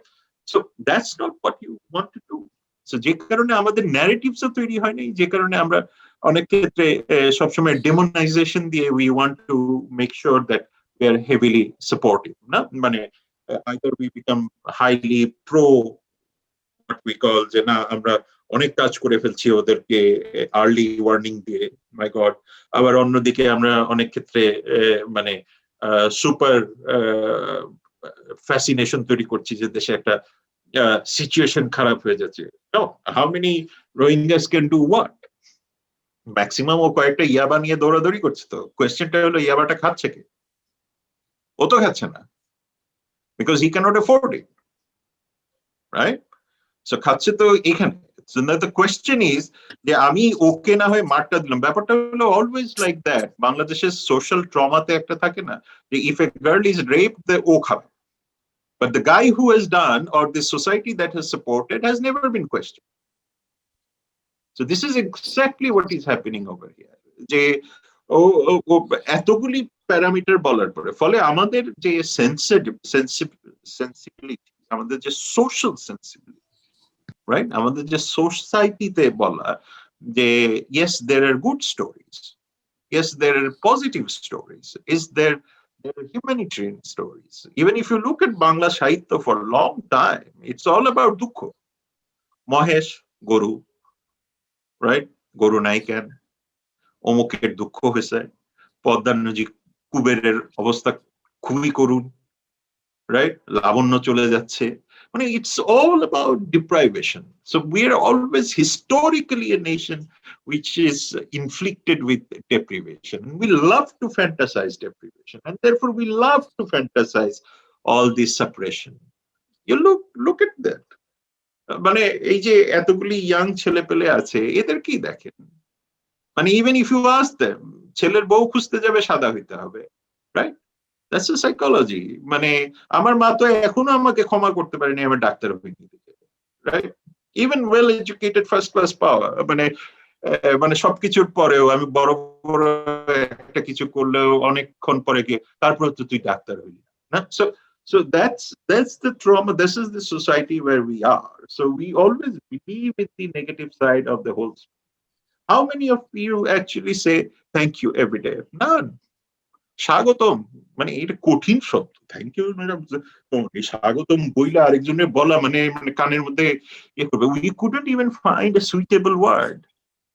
মানে the Brits the English they simplified by say hi, মানে ইজি, মানে আমি তোমার সাথে কমিউনিকেট করতে চাই, রাইট? আমাদের এইখানে এই যে আসেন, হে মাম্মু। So you have to understand how this society functions. As a result, media is the reflection of the society, right? Apu সাকিবের বাচ্চার কি হয়েছে না হয়েছে, that's their personal issue. কে কাকে বিয়ে করলো না করলো, personal issue. Then you always put it in the leading newspapers. That's not how you do it. So যে কারণে আপনি যে কোয়েশ্চেনটা করলেন যে আমরা কেন ডিমোনাইজ করি বা media has to become much more responsible and understanding. এবং এমন না যে সব মিডিয়াই is actually demonizing them, but this demonizing trend is essentially reflection of Myanmar. Myanmar তো সেটাই চাচ্ছে। Myanmar is always willing to hear যে আমরাই বলি ওরা খারাপ, তাইলে তো হয়ে গেল। That's exactly their project, and that's exactly the international project. Always remember, the international project বলে থাকে, শুনেন, international relations কে কখনো ভাববেন না যে this is an ethical ground. This is not an ethical ground. This is all about maximizing the interest, and when we are maximizing the interest, I will make sure that there's something bad happens. So সুতরাং it is যে আমাদের মিডিয়ার problem তা না, এটার সাথে auxiliary আরো অনেক কিছু আছে, সবকিছু মিলিয়ে then we demonize it. And this demonization is dangerous. You're absolutely correct.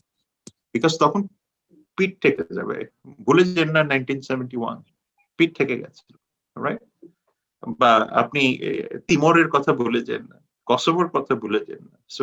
So essentially ইরানের কথা ভুলে যান না, right? Shah was throwing the most expensive parties in the world. He wanted to become the Cyrus the Three, and he hosted where the whole Iran was collapsing. That was an extremely extravagant, expensive program. এটা দিয়ে তো দেশের কিছু হবে না। So you have to understand that how society responds to that. আপনি যদি আজকে নিউ জেনারেশনের ক্ষেত্রে they're mixed generation, আপনি যদি দেন যে এইদিকে একজন মারা যাচ্ছে ওদিকে গান গাচ্ছে, in many cases you would see that they will just go and jump into that. Cricket 100% মানে very difficult notion. অনেক ক্ষেত্রেই দেখা যাচ্ছে যে এটাতে ম্যাচ ফিক্সিং হয়ে যায়, তাহলে দেখি কেন, right? This is all about we are creating new post middle culture, middle class culture through, and we want to project ourselves through the social media by saying I'm different. And when I try to do or become different, then we essentially exclude. It's the same thing with the media. Sometimes they would always demonize you, and the more you demonize, the more sensational you become. And that's our problem, and that's exactly what Myanmar wants. জি, আপনাকে ধন্যবাদ। মানে এইখানে একটা ইতিহাসের পুনরাবৃত্তি হচ্ছে এই অর্থে যে ৭১-এ একবার আমরা পশ্চিমবঙ্গে গেছিলাম আমাদের রিফিউজি হিসেবে। তখন পূর্ব বাংলা থেকে যেসব মানুষরা এসছিলেন তাদেরকে বিভিন্ন রকম ভাবে ডিমোনাইজ করা হয়েছে। আপনি আজকেও যদি পশ্চিমবঙ্গে যান তাহলে যেভাবে করে তারা পূর্ববঙ্গের মানুষকে দেখেন, তার একটা কারণ হচ্ছে যে সে তার ওই ৭১-এর রিফিউজির অভিজ্ঞতা, সেই সময় পপুলার ইমাজিনেশনে একরকম ভাবে বাংলাদেশিকে ডিমোনাইজ করা হয়েছিল। এই একই একটা ব্যাপার আমাদের এখানেও রোহিঙ্গার ক্ষেত্রেও ঘটে, এবং আমার খুব ভয় হয় যে এটা আলটিমেটলি একটা জেনোসাইডাল ভায়োলেন্সও তৈরি করতে পারে একটা সময়। আমি জানি না এটার সম্ভাবনা কিরকম। সেটা একটা। আরেকটা ব্যাপার, জেনোসাইডাল genocidal violence হয়তো হবে না, মানে genocidal violence is like the extreme form, but essentially you're absolutely correct that the violence is possible, and এই ভায়োলেন্সের জন্য যদি আমি রোহিঙ্গাদেরকে দায়ী করি, probably that is a মানে এরকম অনেকটা ব্যাপার হলো যে সবকিছুর জন্য চাকমাদের দায়ী করো, ব্যাপারটা তো তা হতে পারে না, because there are other parties, there is international politics too. International politics এ স্বাভাবিকভাবে মানে মায়ানমারের ইন্টারেস্ট দেখার জন্য অনেকেই আছে, এবং আমার আশেপাশেই বহু লোক আছে, রাইট? সুতরাং স্বাভাবিকভাবে যদি ডেমোনাইজ করা যায়, ডেমোনাইজ করা গেলে তো তাদেরকে কোথাও যাওয়ার উপায় নাই। ইভেন আপনি যদি ভারতের ইতিহাস দেখেন, right, how you are demonizing the Muslims by putting a law, by saying যে Bangladesh, Pakistan and India are basically almost like অনেকটাই শুনতে মনে হয় যে পারসিকিউট করছে, রাইট? বাট ঘটনা তো সেটা না। সুতরাং এইখানে আপনাকে একটা জিনিস সবসময় মনে রাখতে হবে যে এক্স্যাক্টলি এইখানে পলিটিক্যাল মোটিভটা কোথায়। So unless we figure out where the political motive, we will not be able to do. বাংলাদেশের পলিটিক্যাল কালচারের একটা বড় প্রবলেম হলো যে আমাদের পলিটিক্যাল কালচারটা হলো বিয়ে বাড়ির মতো, মানে সবাই যাচ্ছে মানে অ্যাজ ইফ মানে বিয়ে বাড়ির প্রোগ্রাম হচ্ছে, সবাই নাচ গান করতে করতে যাচ্ছে, হইলে হবে, right? But that's not how the global politics work, যে কারণে we are in the passive recipient. আপনি যদি even if you have a political discussion, you will find that 10 different views. You should not have. Myanmar has one narrative. India has one narrative. China has one narrative. Pakistan has one narrative. এবং আপনি যদি বাংলাদেশের মানে media analysis করেন, সেই ক্ষেত্রেও কিন্তু দেখবেন যে বিচিত্রজন বিচিত্র রকমের তথ্য দিয়ে যাচ্ছে। মানে even why they are fighting with each other, তাদের মধ্যে তো ডাকাত আছে, তাদের মধ্যে চোর আছে, তাদের মধ্যে মায়ানমারের ইয়ে আছে, কি বলে ওটার নাম কি, মায়ানমারের চর আছে, সবই আছে। এবং আপনাকে এটাও মনে রাখতে হবে যে এই যে ছোট্ট একটা জায়গা, রাইট, ৬,০০০ একরের জায়গা, সেখানে ভুটানের চেয়ে বেশি পপুলেশন, ভুটানের ডবল পপুলেশন। ভুটানে ৫-৫.৫ লাখ মানুষ, এখানে ১১ লাখ মানুষ তো এমনি আছে, ৮,৮৬,০০০ মতো আছে অলরেডি, প্লাস বাকিগুলিকে হিসাব করলে পরে ১১ কাছাকাছি চলে যায়, প্লাস আনডকুমেন্টেড আছে। আপনি অ্যাবসলিউটলি কারেক্ট, হয়তো বা জেনোসাইডাল হবে না জিনিসটা, but violence is probably one of the thing. But সেইটাকে যখন আমরা পাবলিক ডিসকোর্সে নিয়ে যাব, এটাকে নানা মত দিয়ে এটাকে বিচিত্র রকমের একটা সিকিউরিটাইজেশন করে ফেলবে। Securitization is not the solution. Humanitarianism is the solution. Please. জি, ধন্যবাদ। ধন্যবাদ খান তৌসিফ ওসমান স্যারকে। আমাদের নেক্সট কোয়েশ্চেন করেছেন Mainul Hasan Rony, probably NSU, North South University থেকে। Sir, what is the next plan of Bangladesh for Rohingyas? Well, this is almost like a $1 billion question. What is next? Okay, there are many things. I mean, first of all, we have, if I see it from a state point of view, of course, you have bilateral dialogues going on with Myanmar. আমার অনেক experience আছে মায়ানমারের লোকজনের সাথে কথা বলার, এবং মায়ানমারের লোকজন অসম্ভব রেজিমেন্টাল। আমি এক লোকের সাথে 2 ঘন্টা, মানে he is a senior secretary to the Burmese government, 2 ঘন্টা কথা বলার পরে আমি একাই কথা বললাম 2 ঘন্টা, তারপরে সে পুরোটাই শুনলো, শোনার পরে বললো I will get back to you. না, so you know, then it looks like I am talking to a tree, right? But again, because there are systems, right? আবার আমাদের দেশে যদি আমি আমাদের লোকজনের কথাবার্তা শুনি, মানে বিচিত্র রকমের, ওরা চোর, ওরা ওদেরকে এই করবো, হ্যান করবো, but Myanmar will never say that. মানে কোনো সেন্সিবল রাষ্ট্রেই এইভাবে বলা হয় না। সুতরাং আমাদের এখানে আর একটা বড় প্রবলেম আছে, কারণ আমরা সবাই এত বেশি মানে আমি যেটাকে বলি, মানে উই আর অল পোপস, তাই না? মানে ভ্যাটিকানে উই আর অল পোপস, বাকিরা কারা দেখা যাচ্ছে যে আর কেউ নাই, সবাই পোপ। তো এখন মুশকিলটা হয়ে গেল with that narratives, with those political vision, it is sometimes very difficult. Okay, that's one. The second thing is, obviously we have to increase our involvement with the UN, which is going on. which government is doing very positively. এবং United নেশনসে থাকার কারণেই কিন্তু আমাদের United Nations human rights কাউন্সিলে কিন্তু always we have made sure that the Rohingya cause is appreciated by majority of the countries. All right? হয়তো আমাদের neighbouring countries গুলি বেশিরভাগই দেয় না, কারণ এগেইন এখানে there is a politics of US, pro-China, pro-India sort of thing. And then another important factor is to give them skills so that they can go back home. কারণ বার্মিজরা আরেকটা narratives তৈরি করেছে এরা ওয়ার্থলেস। এটা বলে না যে ফর লাস্ট 200 ইয়ার্স তুমি ওদেরকে কোনো দাও নাই, স্কিলস দাও নাই। মানে পার্টিশনের আগ পর্যন্ত 1947 এর আগ পর্যন্ত দে ওয়ার স্কিলফুল পিপল, তারপরে তো তুমি তাদেরকে স্কিল দাও, রাইট? সো এইটা আবার বলে না। সো সুতরাং students like you should always bring that up in your writings. By তুমি তো ওকে এরপর থেকে স্কিলসই দাও নাই, তাহলে তুমি কি করে বলো যে ও ওয়ার্থলেস? ওকে কি থেকে মোজাম্বিক থেকে এসে দিবে, তাই না? তো স্বাভাবিক you have to also understand এই স্কিলস গুলির জায়গায় কাজ করতে হবে। Another important thing is the extremism. Don't forget the temptation of extremism. Temptation of extremism is extremely dangerous. What happens is, like when you don't have future, when you are vulnerable, when you are essentially not very much confident about yourself,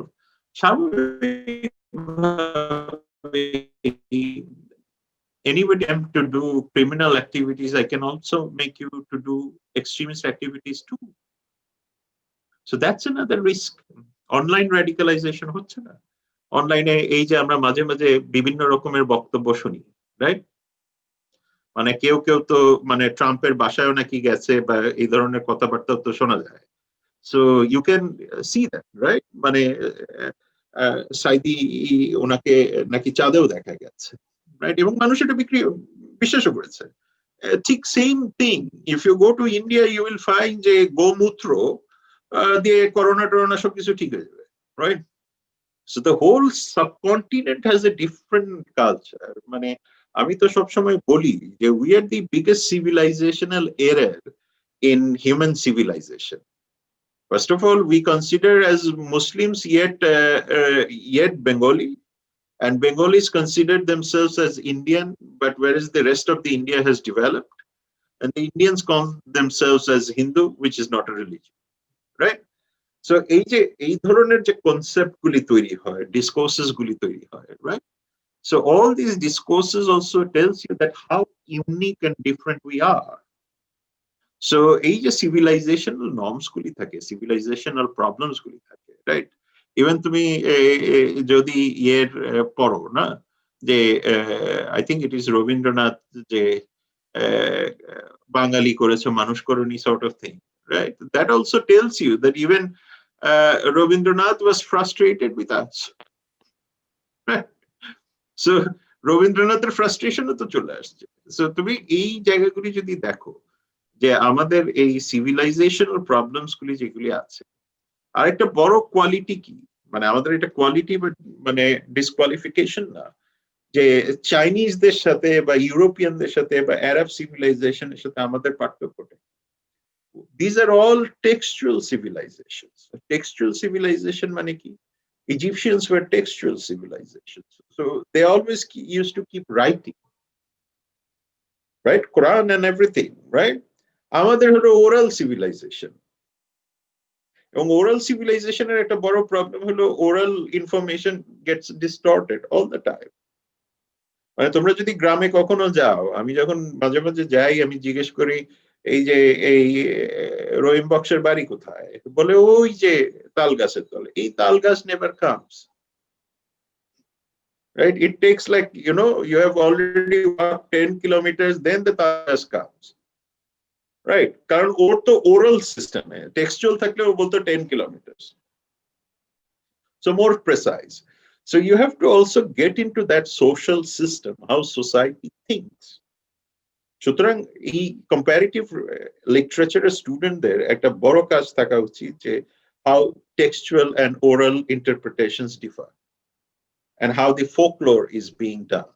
Even if you look, I was writing an article, just শেষ করলাম আর্টিকেলটা ইলিশের উপরে. Now you can think that why am I writing on ilish much, right? আমি তো বলেছি যে ইলিশ is the most cosmopolitan political fish ever. মানে it is a cosmopolitan political fish কি কারণে? Look at this, Bangladesh and India, মানে whole East Bengal and West Bengal এর একটা major issue. Right, ওরা চিন্তা করে যে গঙ্গা অমুক সমুক, আমরা বলি যে পদ্মা, ডিফারেন্ট লেভেলের চিন্তা ভাবনা, right? So even if you look, মানে বর্ষাকালে, মানে আমি আমার কলকাতার বন্ধুদের মাঝে মাঝে টিটকেরি করি ফোন করে, তোমাদের কি ইলিশ পাইছো বর্ষাকালে? বলে না, আমরা খাচ্ছি, right? So it's a sublime pleasure by saying যে, মানে এই জন্যই বলছিলাম এদিকে চলে আসো. Right. So sort of things what I'm trying to tell you, that the narratives, comparative narratives, comparative narratives we are missing. So a comparative narratives on Myanmar kora uchit, je Rohingya der literature ki, Rohingya ra kiভাবে চিন্তা করে, তাদের literature কিন্তু আছে. They write poems. They write small short stories. Just capture them, write those things. Go to the camps, speak to these folks. তার ভায়োলেন্সের গল্প আর তোমার ভায়োলেন্সের গল্প এক না. তোমার ভায়োলেন্সের পরে তুমি বলো না আমার স্টেট নাই, কিন্তু ওর ভায়োলেন্সের পরে ও কিন্তু বলে স্টেট নাই. So that is the fundamental difference, right? Somebody who is in Tripura, how does he think? সুতরাং comparative লিটারেচারের one of the fundamental factor is to understand the language and linguistics and the uses of word. What kind of word do you use, right? মানে একই জিনিস যে আমি একবার গেলাম একজনের বাসায় দাওয়াত খেতে, বললো যে পূজার দিনে বললো যে আলু ভাতে খাবে. আমি তো এক্সাইটেড যে my God, this must be a delicacy কলকাতায়. And then I went there, তারপরে দেখলাম যে ভাতের মধ্যে আলু সিদ্ধ, সেটাই দেওয়া হচ্ছে লেবু ইয়ে দিয়ে. আমি বললাম এটা কি? আলু ভাতে. I thought that this must be something culinary, something excellent, you know, something like biryani level. So but what happens? Because again you have to understand the value of linguistics, how you glorify something, right? Even glorification. তুমি যদি ওই কি বলে, একটা আমেরিকানকে যদি আমি অপরাজেয় বাংলার সামনে নিয়ে যাই, আর তখন যদি আমাদের ছাত্রলীগ বা ছাত্রলীগের ছাত্র দলের সোনার ছেলেরা যদি তাদের স্পিরিট অফ দেখায়, মানে arms race, nuclear arms race এই লেভেলের দেখায়, তাহলে ও তো এই অপরাজেয় বাংলা দেখে ইমিডিয়েটলি কি বলবে? হি উইল কোরিলেট এই বন্দুক, তার মানে কি তোমরা এই বন্দুক ট্রেনিং দিতেছ নাকি, right? So again you have to go and understand their symbols. What kind of symbols do they use? What are the use of these symbols, right? Why Hafazat was talking about remove the statue, why they were talking about remove the statue of the father of the nation. So always remember, the ideology যখন আসে তখন symbol আসে, আর symbol is one of the fundamental factor in literature. So you should also bring that in, right? So metaphor and stuff. So go and read that. Ask them, these folks, to come. Now you have Zoom. Get some Rohingya folks to come and talk to you and share their stories. অনেকেই বলবে যে ওরা fictitious কথা বলে না, কেউ fictitious কথা বলে না. They might be in oblivion. They might be in, but the genesis of the problem is always there. So stay very close to these people's literature, এবং এই লিটারেচারের উপর বড় একটা কাজ বাংলাদেশে হওয়া উচিত. And present it to the Burmese and ask them to read it. Sir এটা অ্যাকচুয়ালি কাজ হচ্ছে, মানে আমাদেরই একজন পরিচিত কলকাতা ইউনিভার্সিটির, উনি হচ্ছে কিছুদিন আগে বাংলাদেশের মুক্তিযুদ্ধ এবং হচ্ছে রোহিঙ্গাদের যে লিটারেচার এটা নিয়ে কাজ করতেছে, সেটা নিয়ে কি আমাদের I want our literature. We want our literature, মানে আমাদের ল্যাঙ্গুয়েজের লিটারেচার. হ্যাঁ, মানে চিটাগংয়ের ভাষায় লিটারেচার. I want that. নোয়াখালীর ভাষায় লিটারেচার, right? বরিশালের ভাষায় literature. That's exactly what I want to hear. তুমি একই গল্প তিনটা ভাষায় লেখো না, মানে তুমি একটাই গল্প তুমি চিটাগংয়ের ভাষায় লেখো, সিলেটের ভাষায় লেখো, নোয়াখালীর ভাষায় লেখো, বরিশালের ভাষায় লেখো, tones and meanings will change immediately, right? তুমি যদি ওইটাই লেখো যে মানে একটা রোহিঙ্গা লাইফ নিয়ে যদি ওইটাই লিখতে থাকো না, যে মনু তুমি কোনতে আইছো, right? That has a complete, Monu will change the entire narratives, right? বা পুরান ঢাকার ল্যাঙ্গুয়েজ হলো, that's exactly what you should experiment. I mean, don't forget others. Think about yourself. The Rohingya narratives টা যদি আমি ডিফারেন্ট লিটারেচারে ফেলি, রেজাল্টটা কি আসবে? ডিফারেন্ট মিনিংস আসবে, তাই না? যে মানে রাহুল দেব বর্মনের একটা গান আছে না, যে যেতে যেতে পথে হলো দেরি। তো আমাদের টাঙ্গাইলে গেলে পরে দে আর ভেরি প্যাশনেট, সবাই গিটার টিটার নিয়ে মানে গান গাচ্ছে, ওটার মধ্যে টাঙ্গাইলের ভাষায় গেতে গেতে পথে হইলো দেরি। তা আমি বললাম গেতে গেতে পথে হইলো দেরি এটা কি, রাইট? মানে থ্যাঙ্কফুলি রাহুল দেব বর্মন ওটা শুনে নাই। মানে he would have said that this is the last day I'm alive, যে আমার যেতে যেতে পথে হলো দেরি, রে টাঙ্গাইলের মানুষজন গেতে গেতে বানাই দিছে। So you need to understand that how we can capitalize these languages and literature and use it. We now have technology. You now have computer technologies. You have many technologies to do so, and this is cost effective, easily possible. একটা জিনিস যেটা আজ থেকে 10 বছর আগে possible ছিল না, 5 বছর আগে পসিবল ছিল না, the thing is possible today. And I can see that Tanvir Ahmed is here. He's my childhood friend, and he's a professor at UEND. Sir, আমার কয়েকটা প্রশ্ন ছিল। লেকচার আমি প্রথমে কিছুক্ষণ শুনতে পারি নাই, পর থেকে শুনছিলাম। তো মানে আপনি হিস্টোরিক্যাল যে ইনফ্লাক্সের যে ইনফ্লাক্সের যে হিস্ট্রিটা বললেন, তো বর্তমানে যে আনান কমিশন কথা বলি বা আর মানে যে ইন্ডিপেন্ডেন্ট কমিশনটা হয়েছে আপনি যেটা বললেন, তো এই যে কনফ্লিক্টর মানে এই এক্সিস্টিং কনফ্লিক্ট হচ্ছে, যার ফলে যে এই ইনফ্লাক্স গুলো হচ্ছে, তো এই রিপ্যাট্রিয়েশনের যে প্রসেসটা বা এই কমিশনে যে ধরনের কথাগুলো বলা হয়েছে, তো যেহেতু হিস্টোরিক্যালি মিসট্রাস্ট ভিত্তিতে এই ধরনের ইনফ্লাক্স গুলো হয়েছে, সেই আমরা দেখলাম ব্রিটিশ এবং জাপানের ক্ষেত্রে তখন এক ধরনের ইনফ্লাক্স হয়েছে, পরবর্তীতে আপনি দেখালেন যে 4টা ইনফ্লাক্স।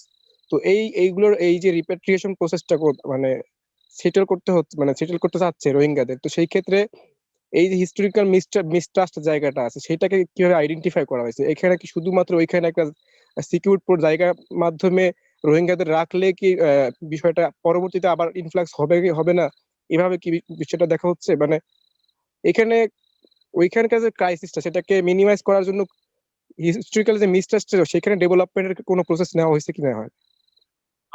প্রথম কথা হলো যে হিস্টোরিক্যাল মিসট্রাস্ট যেটা, সেটা আজকের তো না, বাট মিসট্রাস্টের সাথে তুমি মিসকমিউনিকেশনও বলতে পারো। আর plus global power was very much there. They just exploited the system even during the Second World War. But the problem is not with that, Bodiruzaman. The problem হলো যে গ্লোবাল কমিউনিটি কি temporary solution চায় না sustainable solution. এই জায়গাটা একটা বড় রকমের মতদ্বৈততা আছে। যদি আমি বাংলাদেশি হিসেবে বলি তাহলে আমি বলবো যে একটা ইমিডিয়েট সলিউশন চাই। So you go back and you decide what to do, right? Which is again Bangladesh's national security and Bangladesh's national interest. But on the other hand, যে sustainable solution এর জন্য যে জায়গাগুলি দরকার, that will take decades. প্রথম কথা হলো যে Myanmar doesn't have the financial capacity to do so. Second, they don't have the technical capacity to do so either. এবং তাদের যে একটা গ্লোবাল প্যারানয়া আছে যে ইন্টারন্যাশনাল কমিউনিটি তাদের এখানে ঢুকলে পরে, that will be again a problem for them. So state philosophy and state principle is also a factor. সুতরাং মায়ানমারের জন্য অবভিয়াসলি তারা হিস্টোরিক্যাল রেফারেন্সেস দেয়, কিন্তু তাদের যে সিকিউরিটি প্যারানয়া আছে যে ইন্টারন্যাশনাল কমিউনিটি ঢুকলেই then they will be under surveillance and everything. That is also a problem for them. অন্যদিকে আরেকটা বড় জিনিস আছে, সেটা হলো যে ইন্টারন্যাশনাল কমিউনিটি, পার্টিকুলারলি মার্কিন যুক্তরাষ্ট্র এবং ভারত, আবার ওইদিকে চায়নার যে একটা জিওপলিটিক্যাল ইনফ্লুয়েন্স এখানে আছে, সেই জায়গাতেও বার্মিজ জেনারেলদের জন্য খুব একটা সুবিধাজনক অবস্থা নাই। ফলে they will also have to choose.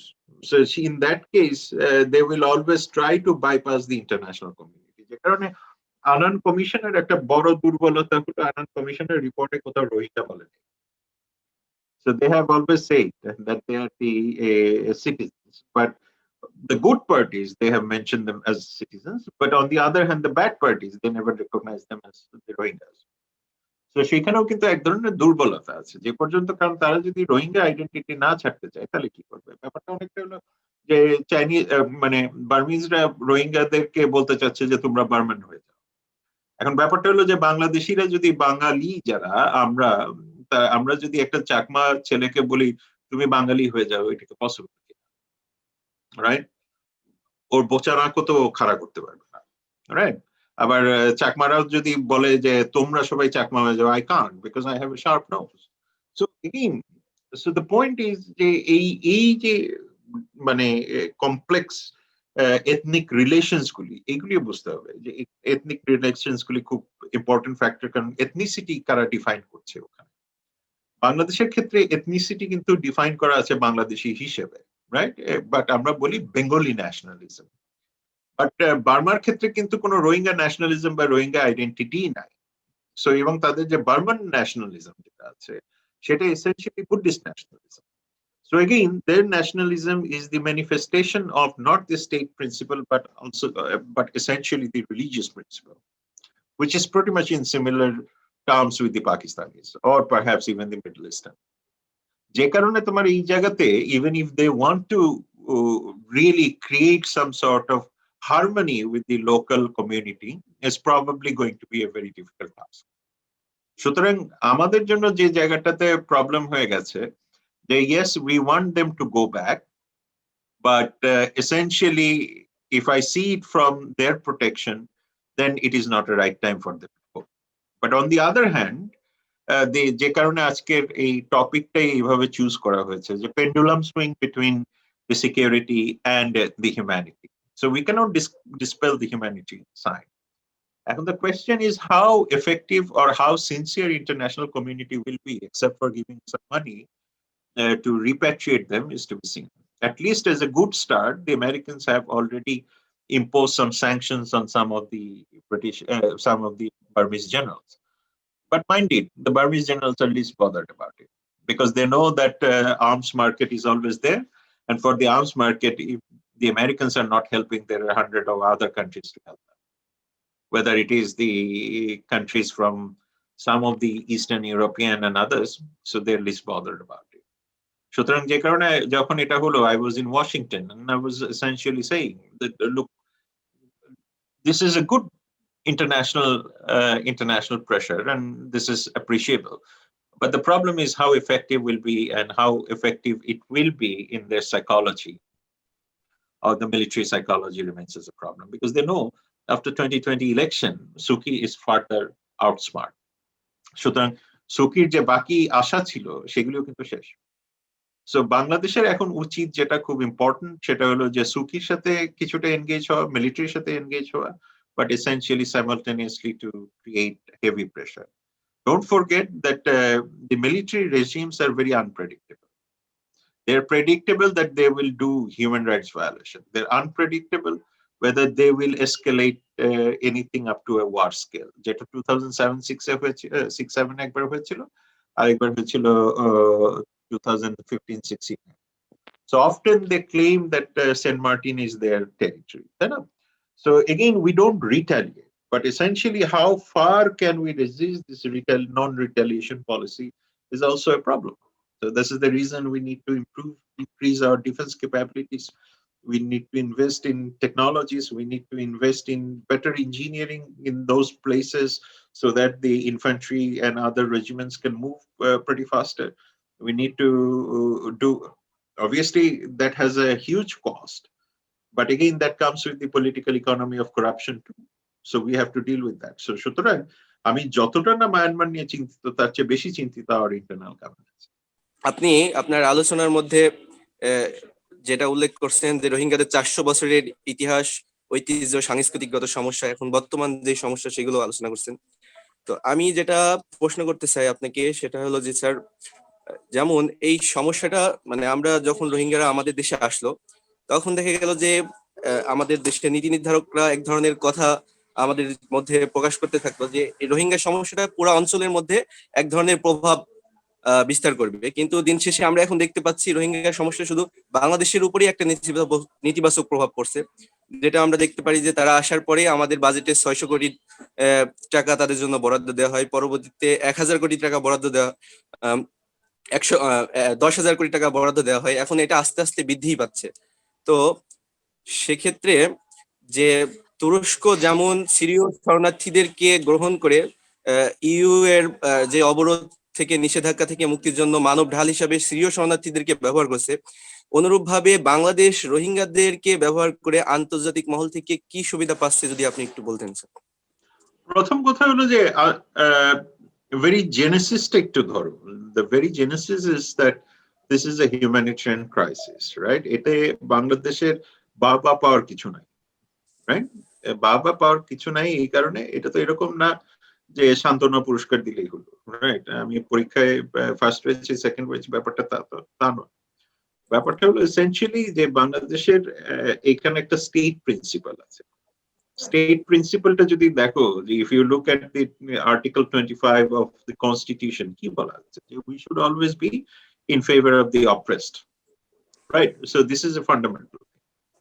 এখন সেই জায়গাতে গিয়ে মানে আমাদের একটা বড় মোরাল এন্ড লিগ্যাল ডাইলেমা চলে আসে এবং কনস্টিটিউশনাল অব্লিগেশনটাও চলে আসে। আমি কিন্তু আগে বলেছি যে we are not party of the convention, refugee convention. সুতরাং আমরা কাউকে যদি জায়গা নাও দিই তাতে কোনো প্রবলেম নেই, যেটা এসেনশিয়ালি ইউরোপিয়ান দেশগুলি সিরিয়ান ক্রাইসিসের পরে করেছে, রাইট? সেটা কিন্তু আমরা করিনি। সুতরাং আমাদের এইখানে যদি আমরা চিন্তা করি যে গ্লোবাল কমিউনিটির কাছ থেকে আমরা কোনো বেনিফিট পাবো না, এটা স্টেট কখনো ভাবে। I was very much linked with this whole process. I worked with the government and international community, but we never thought about it. What we thought about it is essentially that this problem shall be resolved and shall be resolved for good, because এটা বছরকে বছর মানে একটার পর একটা আসছে। এখন সেই জায়গাতে যখন আমরা এটা রিজলভ করতে যাচ্ছি, প্রবলেমটা হয়ে যাচ্ছে আমাদের ইন্টারনাল গভর্নেন্সের ক্ষেত্রে, যেটা টার্কির প্রবলেম, যেটা পাকিস্তানিদের প্রবলেম না, যেটা সাউদিদের প্রবলেম না, যেটা থাইদের প্রবলেম না, মালয়েশিয়ানদের প্রবলেম না, আমাদের গভর্নেন্সের জায়গাতে প্রবলেম হচ্ছে। এখন governance doesn't necessarily is something that should make us devout of ওটাকে কি বলে স্টেট প্রিন্সিপাল। সুতরাং we are caught in between. সুতরাং আমাদের ভবিষ্যতে যে জিনিসগুলি করা দরকার, যে সেই জায়গাগুলিতে যেমন গ্লোবাল প্রেজেন্সটা বাড়ানো, কারণ এটাও মনে রাখতে হবে যে post Covid economic recession will also put a toll on আস। এই কারণে যে আমাদের economic growth is getting slower, not only hours, the global economic growth is getting slower. So economic slow হয়ে যাওয়া মানে হলো যে গ্লোবাল কমিউনিটির যে অ্যাডিশনাল অব্লিগেশন মানার কোনো কারণ নেই, কারণ তাদেরও তো ফাইন্যান্সিয়াল প্রবলেমস আছে, তো তাদেরও তো ফাইন্যান্সিয়াল নিডস আছে। সুতরাং তারা যদি সব ফাইন্যান্সিয়াল নিড এখানে পাঠায় দিতে থাকে তাহলে তো তাদের হবে না।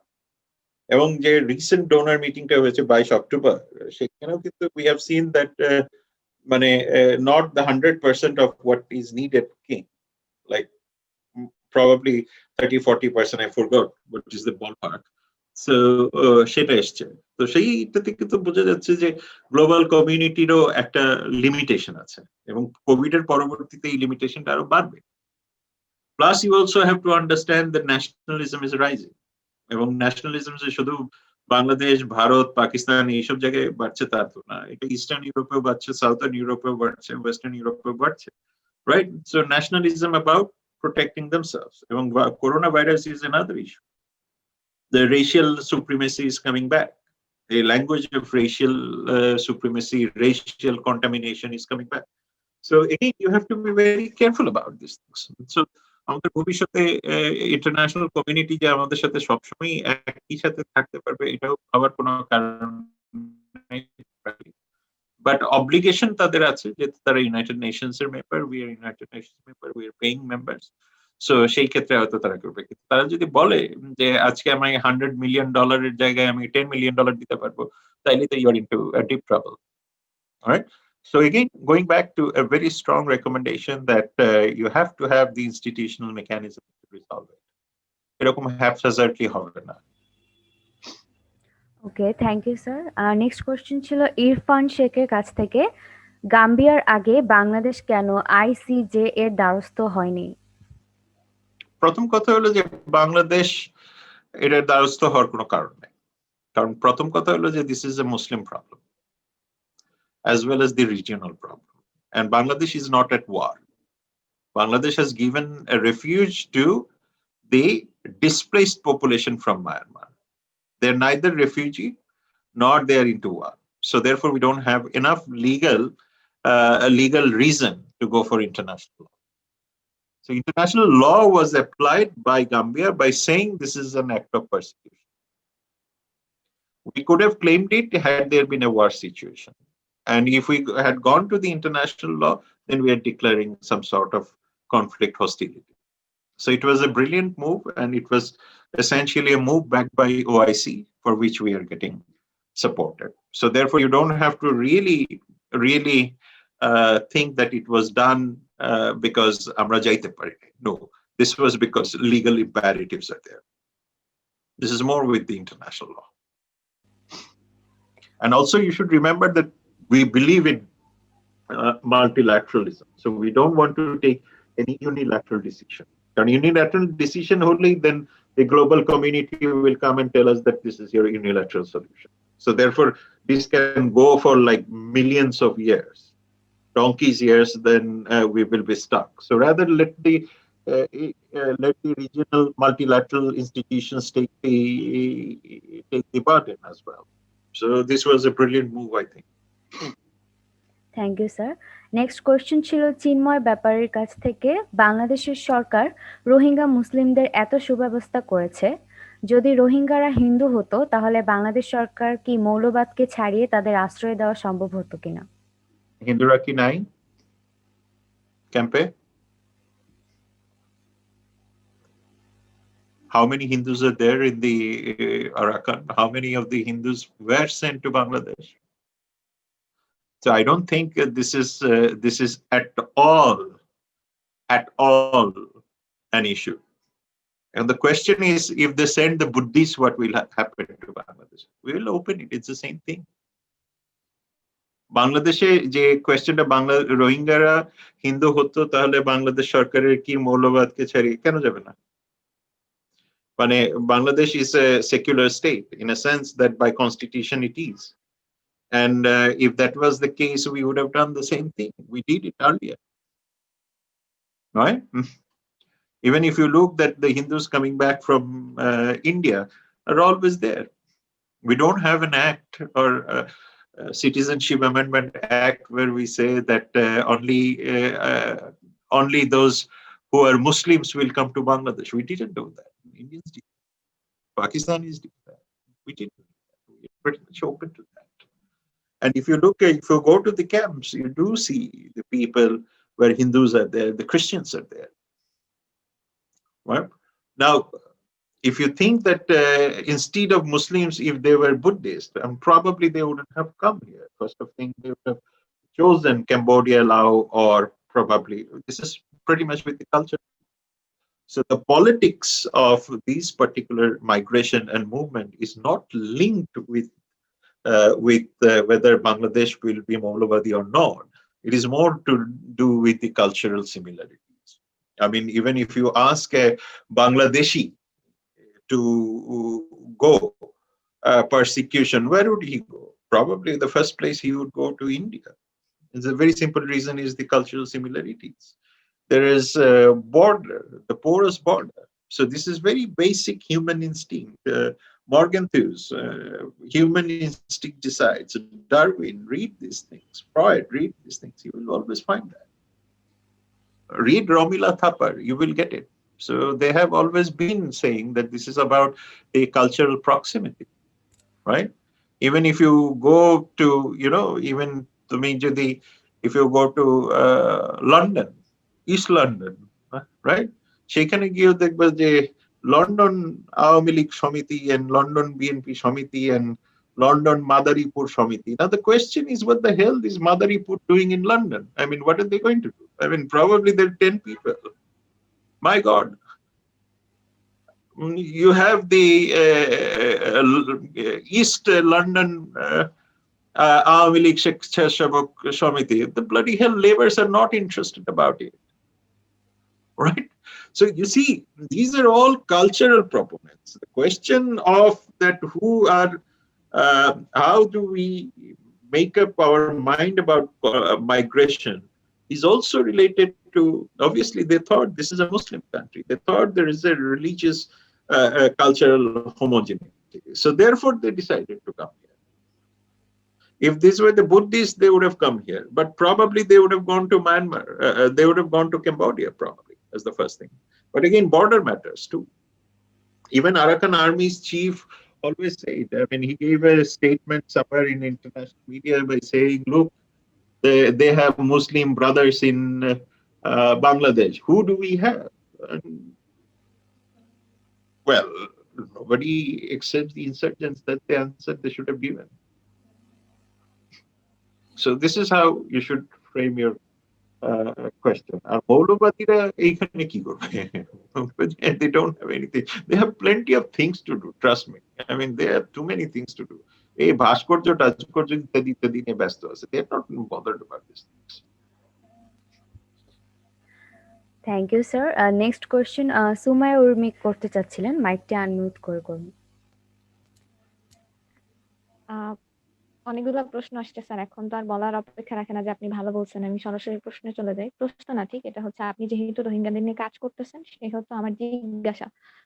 তার আগে হচ্ছে কালীঘাট নিয়ে আপনি বলতেছিলেন, এটা আমি একটু বলতে চাই। সেটা হচ্ছে যে কালীঘাট কিন্তু হিন্দু রিলিজিয়ান অনুযায়ী খুবই মানে প্রিসিয়াস একটা জায়গা, এবং আমরা আমাদের লিটারেচারে বিভিন্ন জায়গায় এরকম পাই যে হচ্ছে 20 শতকের দিকে যখন হচ্ছে বিধবা বিবাহ অনেক বেশি প্রকট ছিল, তখন যখন ইয়াং এজে মেয়েদেরকে বিয়ে দিয়ে দেওয়া হতো অনেক বড় বড় মানে বয়সে বড় যাদের সাথে, এবং হচ্ছে স্বামী মারা যাইতেন, তখন হচ্ছে সামাজিক নিরাপত্তার জন্য অনেক পরিবারই বা বিভিন্ন ক্ষেত্রে মেয়েদেরকে হচ্ছে কালীঘাটে পাঠিয়ে দেওয়া হতো যেন হচ্ছে তারা ধর্মকর্ম করতে পারে। এবং এরকম মানে খুব ইয়াং এজে একটা মেয়েকে সেখানে পাঠিয়ে দেওয়া, এবং মানে খুব প্রবাবলি সেই ঘটনাগুলোর এন্ডিং খুব ভালো হইতো না, এরকম অনেক কেস পাই বা হচ্ছে লিটারেচারে এটার উল্লেখও পাই। এটা জাস্ট আপনার কথার প্রেক্ষিতে বলা। তো কালীঘাটে আপনি যখন এরকম বললেন আমার হচ্ছে ওই জিনিসটা মাথায় আসছিল। আর প্রশ্নের ক্ষেত্রে হচ্ছে যে স্যার, রোহিঙ্গাদের এখন যে অবস্থান, এবং আমরা তো ওদেরকে এখন একটা ওই যে সেন্টার পেরিফেরি জায়গা থেকে ওরা পেরিফেরির একটা জায়গায় রয়েছে, সেইখান থেকে ওই যে আপনি যখন বলতেছিলেন যে সলিউশনটা আসলে কি সাস্টেনেবল সলিউশনের ক্ষেত্রে, সেখানে বাংলাদেশ কি এখন সেই জায়গাটাতে আসছে যেখানে হচ্ছে আমরা ভাবতে পারি যে রোহিঙ্গাদের আসলে ফেরত নেওয়ার আর কিছু নাই, এখন হচ্ছে আমাদের ম্যান পাওয়ার হিসেবে ইউজ করা বা সেই জায়গাটাতে যাওয়ার একটা কি বলবো প্রক্রিয়া শুরু করা উচিত?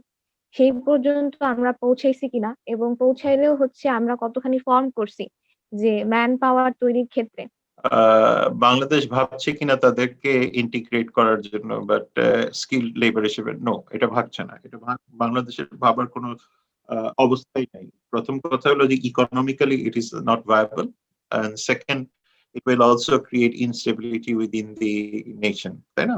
And that's exactly what the Burmese wants, right? So Burmese যদি এটা চায়, যদি আমি সেটাই করি, তাহলে তো আর এটা নিয়ে এত কথা বলার কিছু নেই, রাইট? সো তাহলে আজকে এরা করছে, কালকে আরেকজন এসে আমাদেরকে বলবে যে এখন তোমরা এটা নাও, তখন আমরা ওটা চিন্তা করবো। সো সুতরাং Bangladesh cannot afford to think it. সুতরাং বাংলাদেশের ভোকাবুলারিতে এটা নাই, পেরিয়ড। এটা অনেক দেশই বলার চেষ্টা করে, মানে অনেক দেশই এটাকে বারবার বলার চেষ্টা করে যে এদেরকে রেখে দেওয়ার জন্য। তো ভেরি সিম্পল কোয়েশ্চেন ইজ, তাহলে তারাও আমাদের 10 কোটি মানুষ নিয়ে যাক, 2 কোটি মানুষ নিয়ে যাক, রাইট? সো সকালবেলা ধরে মানে চিটাগং হিল ট্র্যাক্সে যারা আছে বেঙ্গলি বা নন বেঙ্গলি, যারা মানে নন বেঙ্গলি বলতে আমি বুঝাচ্ছি যারা এথনিক কমিউনিটি আছে, সবাইকে ধরে বাইন্দে আমরা ওইখানে পাঠিয়ে দিই, তোমরাও রাখো, ভবিষ্যতে আমরা দেখবো না। So it doesn't work like that. মানে এটা অনেকটা মানে মুরগি বিক্রি করার মতো ব্যাপার না, মানে বা মুরগি এক্সচেঞ্জের মতো ব্যাপার। So it's essentially this is about the national ethos as well as your economic capacity. আমাদের ইকোনমিক ক্যাপাসিটি তো এখন ওই লেভেলে যায় না যে আমরা 10-12 লাখ মানুষকে, এবং ভবিষ্যতে ওটা দেখে আবার ইন্সপায়ার্ড হয়ে বাকিরাও করা শুরু করবে, তখন তো আবার তার মানে I am becoming dumping ground, plus environmental cost আছে। তো এখন সেখানে বলতে পারে যে বাংলাদেশের পপুলেশন তো বাড়বে, because they are the citizen of the native of this country, তাই না? So if you have a children, you go to India and say that, okay, my child will born here and therefore you give him citizenship, right? So এরকম ব্যাপারগুলি তো বললে হবে না। So সুতরাং এখানে ন্যাশনালিজমের চেয়েও বড় কথা হলো economic practicality, and then of course the political practicality. বাংলাদেশের পলিটিক্যাল প্র্যাকটিক্যালিটি না, regional political practicality, right? So এবং যদি আমি 10 লাখ মানুষ এখানে অ্যাবজর্ভ করি, সেইখানে এই 10 লাখ মানুষের 100 বছরের যে বংশবৃদ্ধি, রাইট, সেটার যে কস্ট, সেটার যে economic, political and social cost, সেটা বিয়ার করবে কে? স্যার, এই প্রশ্নের প্রেক্ষিতে একটা কথা মনে পড়লো আর কি, যে কিছুদিন আগে হচ্ছে আমাদের দেশে আর কি মানে ফরেন মিনিস্ট্রি থেকে শোনা গেল যে কিছু সংখ্যক রোহিঙ্গাকে সৌদি আরবের জন্য বাংলাদেশি পাসপোর্ট দিবে আর কি, বাংলাদেশ সরকার তাদেরকে পাসপোর্ট প্রোভাইড করবে। তো এর ফলে মানে এখন যেমন সৌদি আরবের প্রভাবে হচ্ছে আমরা হচ্ছে পাসপোর্ট প্রোভাইড করছি, কোন এক সময় ন্যাশনালিটি প্রোভাইড করার কোনো সম্ভাবনা আছে কিনা? আর আরেকটা ব্যাপার হচ্ছে আমরা ভাষান্তরে যে মানে একটা প্রকল্প হাতে নিছি, এটা কি একেবারে অন কাইন্ডস অফ যে ওনাদের জন্য একেবারে সাস্টেইনেবল হয়ে গেল কিনা? মানে ধরেন তাদেরকে একটা ল্যান্ড। আচ্ছা, you have to also understand two things, right? মানে this is the reason why you should go to the camps. যে কারণে আমি বললাম যে ক্যাম্পে গিয়ে মাইক্রো ন্যারেটিভস গুলি নেওয়া, মাইক্রো ন্যারেটিভস গুলি নিলে পরে তুমি বুঝবে যে basically how they think, right? এখন obviously nobody wants to leave their land, তাই না? মানে only when there is a compulsion they will leave their land, right? যারা গ্রামে থেকে জাহাঙ্গীরনগরে বা বুয়েটে পড়তে আসে, তারা নিশ্চয়ই একটা কারণে আসে, একটা কম্পালশনে আসে, রাইট? জাহাঙ্গীরনগর তো তোমার বাসায় যেতে পারবে না, সুতরাং তোমাকে আসতে হবে, রাইট? সো এই ক্ষেত্রে তার মানে there are conditions why people move. So the very simple reason is they have already moved from Myanmar to Bangladesh, right? Now the point is they are also expanding. Their population is also expanding. Am I correct? So it's not like that we have come to Bangladesh as a goodwill gesture, we will not be giving birth to children. It doesn't work like that. As a human rights, you cannot do that. You cannot stop somebody to mating and give birth to their children. So essentially what happens? So that's the place where you relocate. এখন তুমি যদি বলো যে ঢাকা শহরে এনে রাখবো, ঢাকা শহরে তো তুমি এমনিই হাঁটতে পারো না। তুমি যদি তোমার ক্যাম্পাস থেকে বের হয়ে সাভারেই যাও, যে কোটি কোটি আমাদের তৌহিদি জনতা যেইভাবে মানে ঝাপাইয়া পড়িতেছে, right? So with that, how are you going to accommodate them? Where are you going to accommodate them? So these are all fantasy. I agree that they need to have, but I think we also need to be practical. This is the reason why I tell the donor communities, look, you have obligation. Don't say that you don't have obligation. So they will expand, their population will expand, then I will keep expanding my land in Chittagong Hill Tracts. Kind of Bangladeshi nai ar. Host community ওদেরকে পানিতে ভাসাই দিব আমি? তো host community ওদেরকে সবাইকে ঢাকায় নিয়ে আসবো? So this is the point. So nobody is trying to focus on the demographic changes that is happening. So demography is the key factor over here. It is not about the কারণ ওখানে তো তাদের পাঠাইতেও তো খরচ হয়েছে, তাই না? মানে জাহাঙ্গীরনগর ইউনিভার্সিটিতে তোমাকে আমার একটা ইন্টারনেট অ্যাক্সেস দিতেও তো আমার খরচ হয়, ইউনিভার্সিটির সরকারের খরচ হয়, রাইট? সেইখানে তুমি চিন্তা করো যে লোকেশনের খরচটা কি পরিমাণ। সো তোমার in exchange of your need, মানে এইটা তো আমি এই খরচটা তো আমি আমার হিউম্যান ডেভেলপমেন্টে করতে পারতাম। So obviously there is a reason why they're being shifted, and obviously demography has to be factored in. মানে এটা তো বললেই হবে না 6000 একরের মধ্যে ঠিক আছে, মানে population goes 10 times higher, and আরেকদিন এরপরে আইসা বলবা যে দেখো ওরা মানবতা, এখন কোথায় নিব তাদেরকে আমি? That's the point. So demography matters. So you should always remember the whole idea of demography. So we are very concerned about the demography, and I raised it many times in Beijing that it is all about demography. It is not a matter of Muslim demography or Buddhist demography or whatever demography it is. It is about the human lives expanding. Okay. Thank you, sir. I think One- it's been Question was from Aro. Irfan Hussein. Yes, sir. অনেক question আচ্ছা আছে। একটু তাড়াতাড়ি করে প্রশ্নগুলো শেষ করে ফেলো। হ্যাঁ। হুম, হুম। Irfan Hussein, can we approach BGMEA or BKMEA to set up factories to use these enormous No, we can't. Let me tell you why. Because we have to give them skills, not this. So skills is basically life skills, right? So life skills to learn to do some work, right? So now if I set up my factories over there, then there's no incentive for them to go back. And then the international compliances will come. Then international standards will come. And then there will be a negotiation by saying that you cannot sack your stuff. And all these garments industries are very nitty-gritty, right? These are very time sensitive. Generally, you don't see that older people are involved in stitching. It's the younger people. So once they're done with their job, what will happen to them? Any more?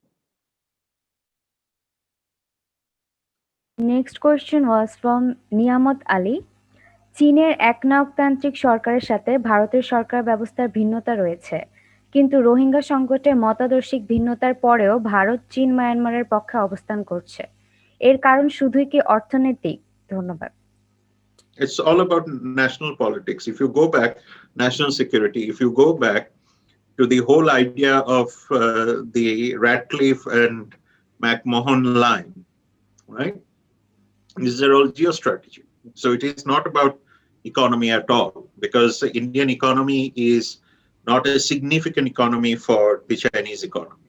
So they have more of geopolitical and geostrategic interests. So they don't want India to come and create nuisance in the neighboring area, according to them. And on the other hand, Indians have their paranoia because, again, go back to the McMahon line. So it is all essentially starting from the geography. Thank you sir. ওনার আরেকটা question ছিল, রোহিঙ্গা সংকট যেখানে colonial লিগ্যাসির অংশ, সেখানে post colonial স্টেটগুলো British লিগ্যাসিতে এখনো রয়ে গেল কেন? আবার বলো। প্রশ্নটি ছিল, রোহিঙ্গা সংকট যেখানে কলোনিয়াল লিগ্যাসির অংশ, সেখানে পোস্ট কলোনিয়াল স্টেটগুলো ব্রিটিশ লিগ্যাসিতে এখনো রয়ে গেল কেন? Post colonial states. Post colonial state, আমরা তো এখনো পোস্ট কলোনিয়াল কি হয়েছি? Because our system is colonial. I mean, if you look at your bureaucracy is colonial. If you look at your thinking is colonial. English medium and so that is also a colonial. So we have to create some babus. Babu Sampradaya. So this Babu Sampradaya is always about the colonial. Your education system is colonial, right? So essentially, Banglaয় কতগুলি বই আছে আমাকে বলো, about economics and কতগুলি বই তৈরি হয়েছে? হয়নি, right? Fundamental research খুব কম। So সুতরাং the colonial state বা post colonial বলাটা খুব difficult. We still believe বিলেত থেকে পড়ে আসলে, তাই না? উত্তম কুমার যে পর্যন্ত ডাক্তারি পড়তে বিলেত না যাবে সেই পর্যন্ত তো মুভিতে মেলোড্রামা আসবে না, রাইট? বা ব্যারিস্টারি না পড়তে যাবে সেই পর্যন্ত তো আসবে না, right? So you have to also understand that why these things are important. বাংলাদেশের ইয়েতে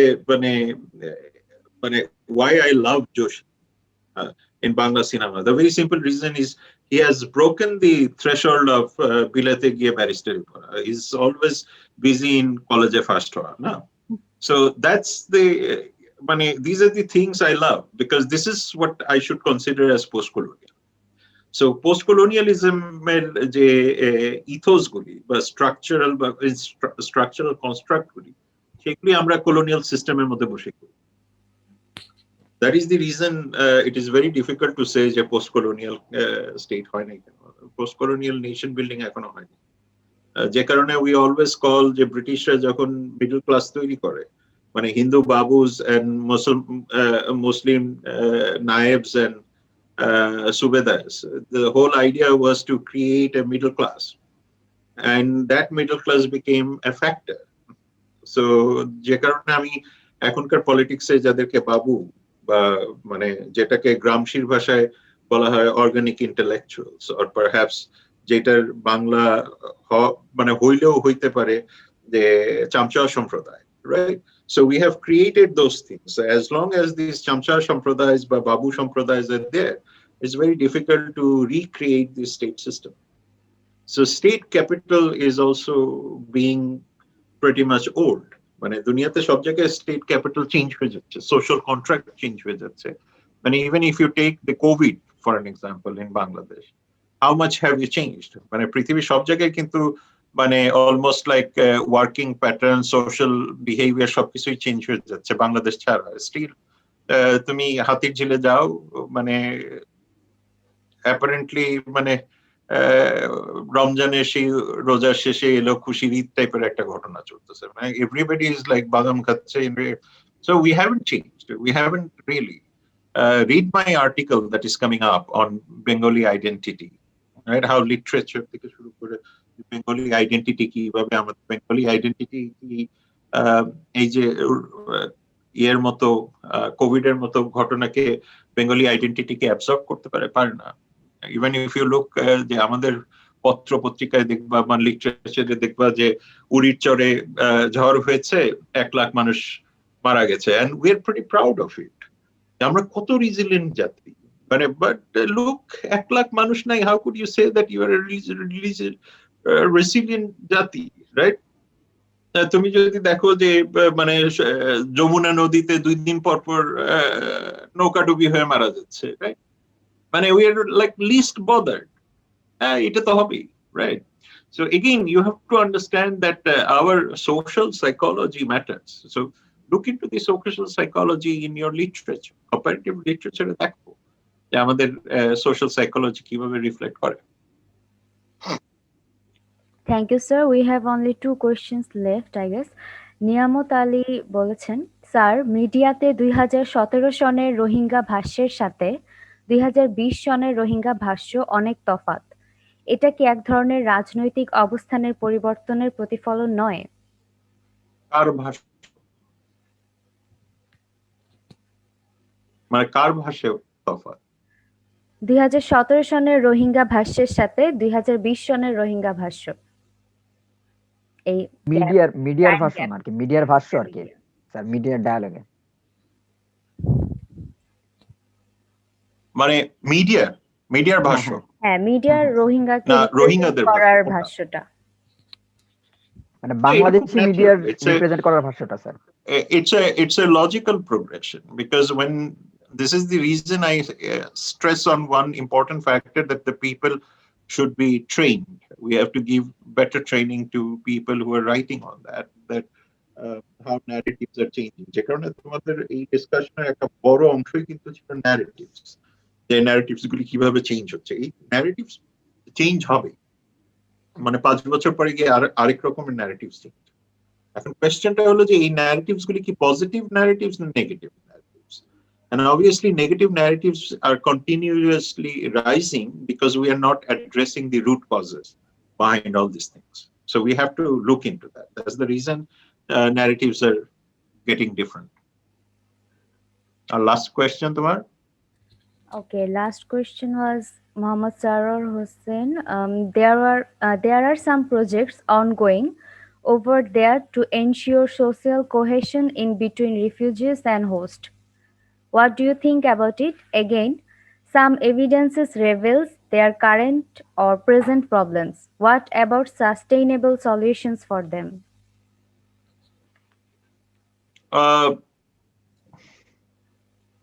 In a sense, the social cohesion programs are pretty much there. I mean, United Nations and other NGOs are doing it, and which is very good. And they have actually create a huge pool of people who can actually talk about social stability, peace, and social communion.